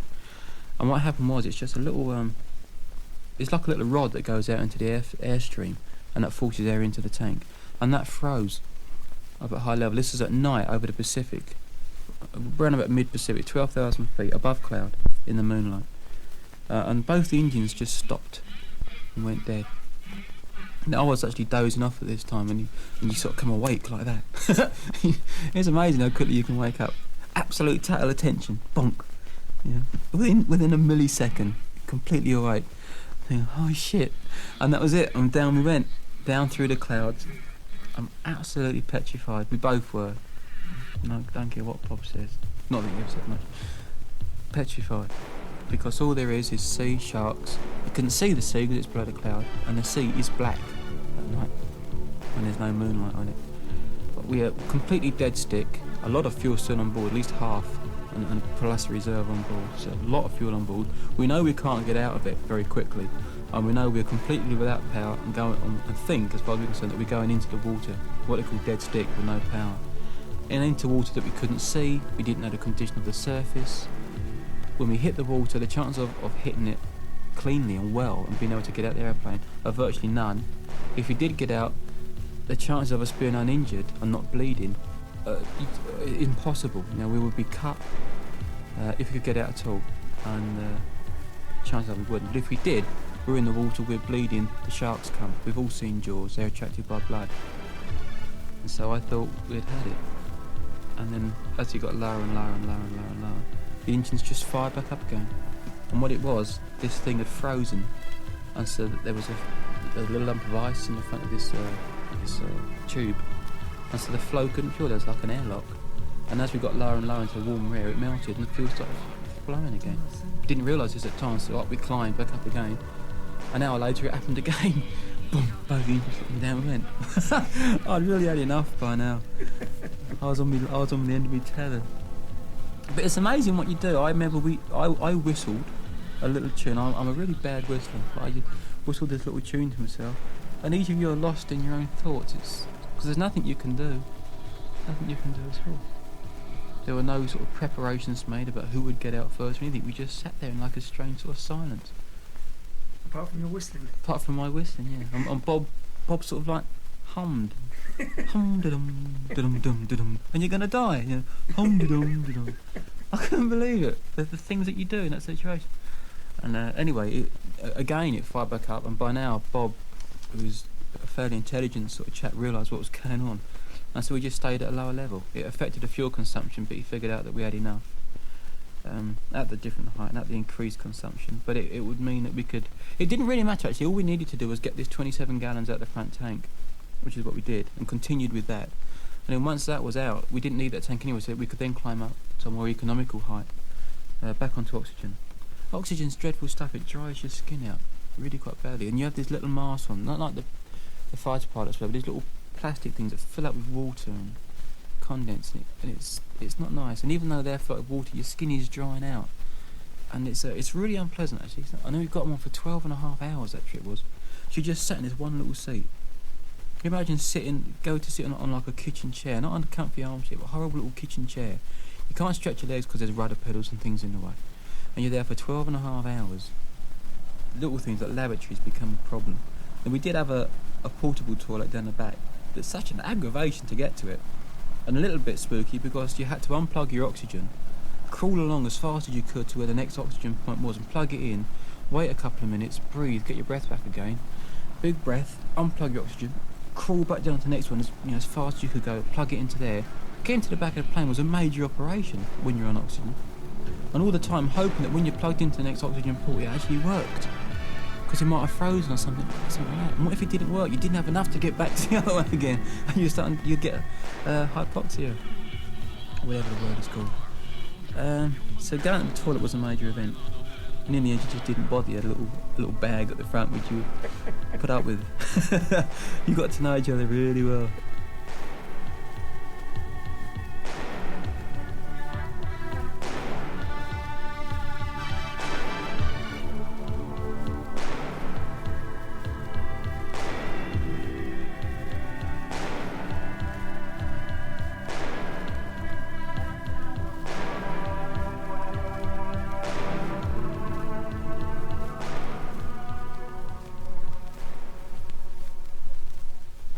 So anyway, we get to Hawaii.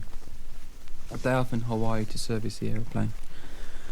That was quite nice actually. I had a look at Pearl Harbor and went out to watch the surfers, got a McDonald's, that sort of thing. Eventually got back into the aeroplane. Again, 27% overweight, maximum load on, maximum fuel on. Took off into about 70-mile-an-hour winds. And the aeroplane was slightly out of what they call CFG limits, which means you have to have the control forces in an aeroplane have to balance, if you like, have to be able to control the amount of load you've got in it. For example, if you've got, say, an awful lot of weight at the back of the aeroplane, the back of it wants to sink down when you fly. And so you need to push the stick forward to keep the tail up. Now, you can only push the stick so far forward before it can't go any further.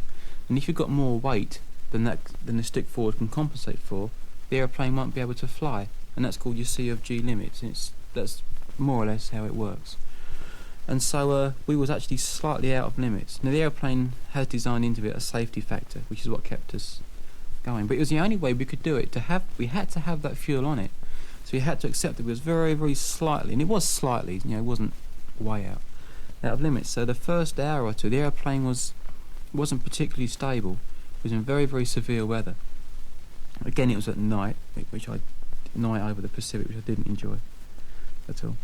And so it was a little bit iffy, those first few hours. And as you fly for those first few hours, so the fuel does burn off, and you get back within limits again, and you're okay. Still heavy, but you're okay, and off you go. So we went to a place called Majuro in the Marshall Islands, whose only sort of memorable feature was the fact that the runway was as wide as the island. And as you landed, the Pacific was on one side of the runway and held out only by a wall, like a stone mound that they'd built along the side of the runway. On the left-hand side of the runway as we landed was a little road, and then the Pacific, and that was it. Big, long, L-shaped island, about sort of 100 yards wide, and that was it. Amazing place, really. We stayed there for a few hours, just had a sleep in this hut sort of thing. Back to the airport, and set off again, refueled, and off we went to a place called Guam. And that was quite scary because we didn't have anything like weather radar or any kind of radar facility on the aeroplane, and we had to go through one of these Pacific cumulonimbus storms. The cumulonimbus clouds are these big anvil type shaped thunderheads that you get in this country, but in the Pacific they really get them really bad, and lots of them in a big cluster, like these big storms. They just move across the Pacific, and all hell lets loose on these things. If you go into them, it can just break up an airliner. They're incredibly powerful. Hailstones the size of fists that come out of them, that they would tear you apart. And the only way that we could see where these things were was because they blotted out the stars, and so you could see the shape of it, but where the darkness was, 'cause it was just black, no stars. So all we had to do was, as we saw the stars going out, we just turned away from it. And there were one or two cases where there was nowhere to go, and so we just had to go through where we'd last seen stars and hope that we could clip the edge of it and we'd be okay. And the turbulence was unbelievable, very, very frightening. And the thing that made us particularly scared about it was all the extra weight that we had in the airplane was down the centre of it and not spread evenly across the wings and such like. So the chance of the airplane, like, if you could imagine clapping hands, was quite high in this turbulence, that the wings would just give up and meet like that above the aeroplane and the wings would clap hands. A bit worried about that because the turbulence was incredibly bad. The airplane would be tipped right onto its side, completely over, sometimes almost going over onto its back, and then the other way. And that's a tremendous strain when an airplane is heavy and overweight. Remember I was talking earlier about not being aware of what it was like, really, sitting about it at home? Well, this is what I mean when you get into that sort of situation. And there's nothing like being there. This is why when people say, would you do it again, I'm not in any hurry to want to do it again, because it wasn't fun. It really wasn't fun, it was frightening. And anyway, so we get to Guam. Nothing much happens there, so there was nothing to eat because we got there too late and left too early. We leave Guam, go to Japan, get the airplane serviced in Japan, I think. No, we didn't, no, we got to Tokyo, and we was leaving Tokyo, and we just lined up on the runway, and for some reason or other we had to come back, our clearance was cancelled. And as we came back, so the oil of one engine just dumped itself out onto the tarmac. What that means really, if we'd have taken off and that happened, which is obviously what would have happened, we'd have lost the one engine and come down and blown up. And that goes back to the service that we had in Hawaii. They hadn't wire locked this this oil filter on properly, and it slowly unscrewed. I mean, it could have happened mid-Pacific. Can you imagine that? God. Anyway, so that was unpleasant. Then from Japan we were supposed to go down through the Philippines, but we couldn't get clearance, so we had to go back to Guam and then down to Papua New Guinea, which is all okay, where we left our passports behind by accident. So we got to Australia with no passports. And then I learned the cardinal sin of getting out of the aeroplane before they'd sprayed you with their anti-personnel sprays to stop you from bringing. Australia has got more dangerous, poisonous, vicious animals per square mile and per head of population than any other country in the world, including the Amazon. And yet they insist on spraying people that go there because they might be bringing in something, which I find really, really funny. Even the royalty gets sprayed. Anyway, so I didn't think, and I got there. I opened the back door, leaning out, filming away because I was filming again, David Putnam. And now I'm filming, and these two men in shorts come bowling over, and I jump out, hello, London to Australia, done it, what an achievement. And we were promptly sort of, not arrested, it's a bit like India really, and marched away. And we had contravened immigration laws, What else was it? Oh, all sorts of things we'd done wrong just by getting out of the plane before they'd sprayed us. And eventually we had to sign this thing. We said, we really are terribly sorry. we promised not to do it again. So that was that. Then customs got to us. Now, Australian customs can be quite unpleasant, and they were. We had to unload the airplane entirely. They again were a bit like the Indians, crawled up the front of it, pulled all the wires about, and unloaded everything onto the tarmac. Then insisted that we take it into the terminal where they checked it again, and then went out to check the airplane again, and then left us there. And that was that. So that was our welcome to Australia.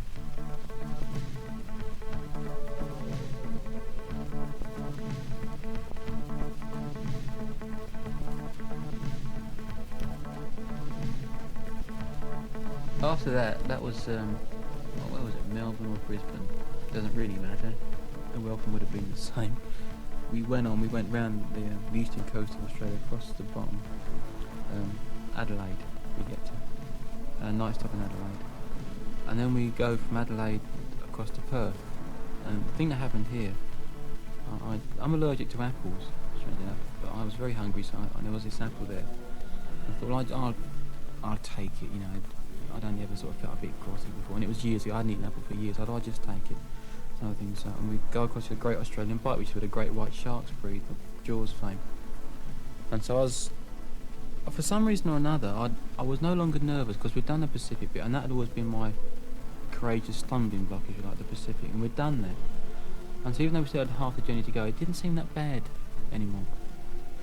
And so I wasn't that worried about it. I was actually I had a book that I'd bought about sharks, all pictures of people that had been eaten, and quite a gory little thing. I'm looking down trying to see them, and it wasn't that high. And all of a sudden I started to feel ill. And it started with, I just felt like I had pins and needles in my stomach, in a perfect circle in the middle of my stomach, but very, very intense. 10 times as many pins as you would normally get. Now I don't actually mind pins and needles, but I didn't feel very well with it either, so I thought, oh, I don't know. So I went back. But now we're taking out those extra big tanks we put in California, because we were just back to our 3 40-gallon drums again. So I actually laid out on top of these drums in the back. And it started to get worse and worse, and it spread and spread and spread. And then I started to feel really, really sick, ever so badly sick. And so I thought, getting a bit iffy. And so I sort of went down to the back of the plane to where this little portable toilet thing was, just in case. And it got worse and worse. And then fairly quickly, every muscle ran about from the neck down, ran about to sort of like my mid-calf down there. Every single muscle contracted so violently that my thumb, I'm doing it here, you can't see it, but my thumb sort of went through where my fingers are. My fingers crunched around. All my muscles contracted, all up my arms, just everywhere. And every single muscle was like it was screaming. If you can imagine everything that's tensed and as pulled out of shape as you can possibly get it, and then really, really clench it as hard as you can. And then some, because the muscles were doing it of their own free will, harder than you could make yourself do it. It was really, really painful. And then I started being sick, so I fell into the bloody toilet head first and couldn't get out because I was paralysed. And so I'm upside down in this slightly used Elson toilet, being sick and paralysed. I was there for 2 hours before some kind of feeling started to come back, and by then we'd got to Perth. Bob had radioed ahead for a doctor. By the time we got there, I was slightly better, but I was still dreadfully ill, and I couldn't walk very well, and my muscles, I looked a little bit like I don't mean to be cruel, but a little bit like a thalidomide, like a handicapped person, because I was all twisted, and it was really unpleasant. And the doctor prescribed Valium. Oh, not again. Yeah, Valium. What's that got to do with being sick? Valium. And what a thing to give a bloke that's got to fly an aeroplane, because it's a zombie maker, Valium. I had it, as you know, for a long time when I was a kid. Did they actually carry you off the plane, or was it on the plane? Or No, I fell off the plane, sort of, and sat on the ground. And the recovery was fairly quick. I mean, I recovered in about an hour. So that was that. Then we went off to Port Headland. One of the engines stopped just as we turned onto the runway, which frightened me a bit, but it was just a bit hot. It ran a bit rich, so it stopped itself. That was alright. Took off to the famous Indonesia with our visa in our hands and landed. Where air traffic control give us radar headings for the wrong airport. which is brilliant. And only the fact that Bob was on the case, it sort of dawned on him that we was actually lined up on finals for the wrong airport entirely. And so one controller was giving us these headings, and then said, right, now call the tower. And the tower that we were supposed to be talking to was another airport about 50 miles away. And another thing that was a little bit scary about that was we were racing to get in there anyway because we could see this electric storm ahead. And then that was really quite impressive because we could see these big clouds being lit up from the inside. It's like one of these things you get at Christmas, these lanterns. You get at Christmas, a light bulb inside them. But you could see the lightning light up inside it and then arcing across the next cloud, like a chain reaction going along. Incredibly impressive, never seen anything like it. And it was actually on top of the mountains. It lit up all the mountains. And it was scary, and I didn't want to. We was heading right for it. And then this idiot sent us to the wrong airport. So we got down in time at this other airport. And then the customs man that we had to see was at another airport. And it was chaos. No people. Really are. A place called Jakarta. Dreadful. And that was a bit like India, going along with a Swiss knife in my hand again. Because that was a real violent place. Bad place. There's a lot of problems there. It really is a violent place. Didn't enjoy that at all. Anyway, after they went up through Singapore and might go to Singapore first actually, can't remember now. Anyway, off up through there, get to Thailand where nothing much happened. Back to India, which I was really looking forward to.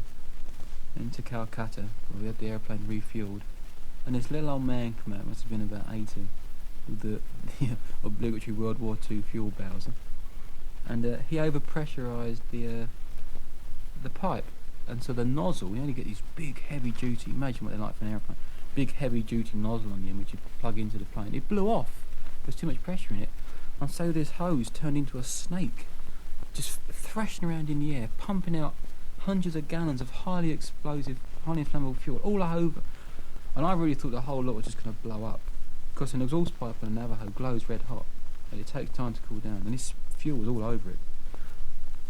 And luckily, it didn't, because I was just standing there. I was completely drenched in fuel from top to bottom. The aeroplane was, and by the time they turned it off, I don't know, hundreds of gallons had come out. And again, back through the Indian red tape, and got there, immigration and customs, but not so much trouble this time, apart from the fuel problem. Leave there, go to Karachi, Pakistan, where the engine failed again. The right engine failed, the same as it had up near Frobisher Bay. Exactly the same problem, exactly the same cylinder. So when they'd fixed it, they'd just obviously bodged it up, and it got us that far. Got the airplane fixed, and off we went. Carried on going again. Through all the Arab countries. Mainly now we're really pushing to get home because Christmas is coming up. We're only about a week away from Christmas, or less actually. Off we go, get the airplane serviced again, on and on. Really pushing forward. Get to Rhodes in the Greek islands again. The thing that happened there was we got there right in the middle of a fairly heavy storm, and there the airfield has certain limits. If the wind gets above a certain amount, and it's so many degrees offset of the runway, then you have to close the airport. So we radioed into them, and the wind and strength of it and direction of it was right on these limits, and in heavy rain. And so all down the final approach, they're saying the airport is now closed, but continue. So we're constantly coming in, and the airplane is buffeting around very, very badly. The weather really was bad. Again, a long trip all across, back over Syria, all across there, very tired. And said the airport is now opened, continue. So, each time we're like sort of 3 minutes away, 2 minutes away, 1 minute away. The airport is now closed. So we said to Bob, if he says it's closed, you forget it. We're still going to go in because I don't give a monkey's what this bloke says. This little Greek man chatting on the radio. We're stuck up here in this thing. We're knackered. We've been in it for hours. We haven't got a whole lot of fuel left on board. The weather's rotten. Where are we going to go anyway? This is the only airport we can reach. And he's saying it's closed. No, it isn't. No, it really isn't. Believe me. Watch this. Anyway, as we got there, he said, "Oh, it's open again." So we got down without upsetting them, because we was going to go in anyway. And then we stayed there the night. Got up the next day, and the left-hand engine starter motor failed. So we're stuck on the airport there. When it can't get the engine started, for love and money. Tried to swing it. You swing the prop around with your hand like you do little airplanes, but too big a motor wouldn't work. So we had a thing called an HF radio, high-frequency radio, which is slightly different to all radios. So what we did was started up the good engine, turn this radio on, called Switzerland on this radio. Tremendous range, it bounces off the atmosphere, these things. Very, very creepy to listen to though, because it all whistles and hums. You can hear people on the other side of the world talking. And it's, you'd have to hear it to understand it. It's ever so spooky, very ghostly. You're hearing people. We heard an emergency, a Mayday, an aeroplane crashing on the other side of the world once on HF. And I didn't like it. Bob used to have it on quite a lot, and I really didn't like to listen to it. I used to unplug my headset because I didn't like it. There was something almost unearthly about it. But anyway, we got onto the HF radio, called Switzerland, who telephoned London. So there we are, sitting in the plane on the Greek islands, and via Switzerland, talking to a man on the telephone in London, who then called my dad in his office, and we were talking to my dad in his office from an aeroplane. I was ever so impressed.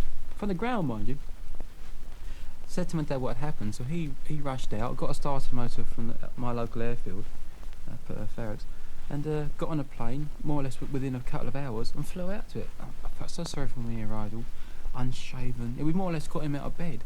The next thing you know, before he sort of woken up properly, he's in Greece, Greek islands. So he stayed with us for the rest of the trip then. We got the airplane running, took off, went to Italy, again very, very bad weather, refuelled, and then got back to London. We got back to London Christmas Eve, around about 9 o'clock, 9:15, Christmas Eve, 1981. Again, when we landed, bad weather, foggy, miserable day. Not a single press man was there to witness it. My brother took some photographs of us and Kodak lost the film. So I've got no record of getting back whatsoever, other than obviously Heathrow's entry in there. I suppose their landing and takeoff log, which every airport has to keep, that we actually arrived. The press weren't interested, which was incredibly annoying.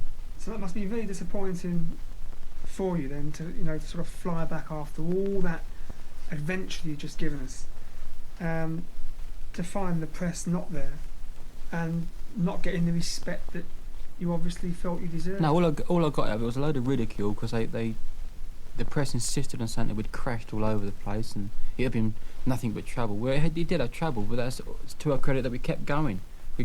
Anyway, I thought that was more to our credit and more respect for us for doing it, but nothing like that. It was ridiculed, if it was reported at all. I still meet people to this day in the aviation world that don't know we did it. So the population at large can't realise that I actually did it and flew around the world in a little aeroplane. He's only one of very few people have ever done that. Certainly no other pop stars have ever done it. And what do I get? I get nothing but piss taking and ridicule and sniggering for something like that. If I've got any sort of gripe against the press, really, it would be for that, and not for what they said about the music, because that's opinion. But we did that trip, and you can't say we didn't do it. And you can't say it doesn't take a certain amount of courage, and you can't say it's easy, because it isn't. And you can't say it isn't dangerous, because it is. People know those things. People may not be aware of how dangerous and how frightening and how unpleasant it is. Like, for the reasons I was saying earlier, in the comfort of your own home, you can't appreciate it, but it's dreadful. And it isn't fun at all. And the way the press treated that, and they treated the flying ever since, in my opinion, is unforgivable. I suppose when you turned the clock back and you hadn't done it, but you were aware then of all the dangers and all the things that could go wrong, knowing all that, do you think you would have gone for it again? Yeah. You did? Yeah, still would. Because it's something that it's sort of making a man, which sounds a bit silly, but it is. I mean, I can remember when I was young, well, when I, at that age even, like, I can't remember what I was now. What was I, 19? 23-ish, just like 24, something like that. I was aware that I wasn't a drinker. I didn't go to pubs. I didn't do typically manly things. Even though I think they are bullshit manly things, being able to drink is no sign of a man whatsoever. Being able to fight is no sign of a man whatsoever. Being able to beat up somebody when there's 6 of you on one of them isn't particularly being a man. But all those things, I still in the back of my mind had that sort of stereotype sort of image of what other people consider to be a man. You know what I mean? I'm going to explain it very well. And I was aware that I wasn't any of those things. I didn't go out fighting. I didn't go out drinking. And so it made a man of me in a way which is, in my opinion, is far more worthy and far more realistic and genuine than any of these other silly things. And so now I never look at a skinhead and feel he's a man and I'm not, because I don't like fighting. Because I don't like fighting. So that's why I would do it again, yeah, because that made me feel proud of me and nothing else ever did. Getting famous never made me feel proud of me, I just felt lucky. But that, and the flying since that, makes me feel proud of me. And I felt like at last I'd done something that my dad could be proud of forever, that nobody could ever take away from me. Nobody could ever say, like with a record review, some men can say it's great, some men can say it's shit. You're at the mercy of their opinion.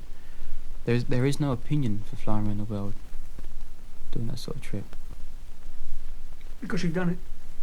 Yeah, because I've done it and I know what it is, and I know what it takes to do it. Without a war, there's not a lot you can do to prove any kind of character strength or any kind of backbone whatsoever. And I was lucky that I could afford to do it because it cost £150,000. I've sort of spoken about Simon Le Bon before, and I think it's a lot of credit to what he's done with the boat. But I was slightly miffed, not with him in particular, but with the way the press. When Drum came in after winning or coming third in that race, whatever it was, and he got off the boat and he, all this hero business.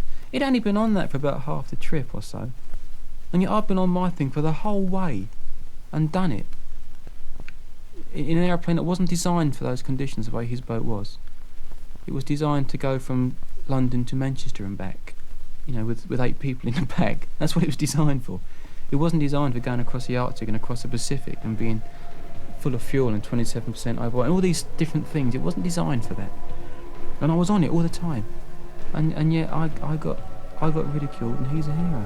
And it's nothing against him, because I still think what he did is good. It's against the press and how they can do that. And however, even now, they won't correct it. It's a shame. It's almost like he did it for nothing.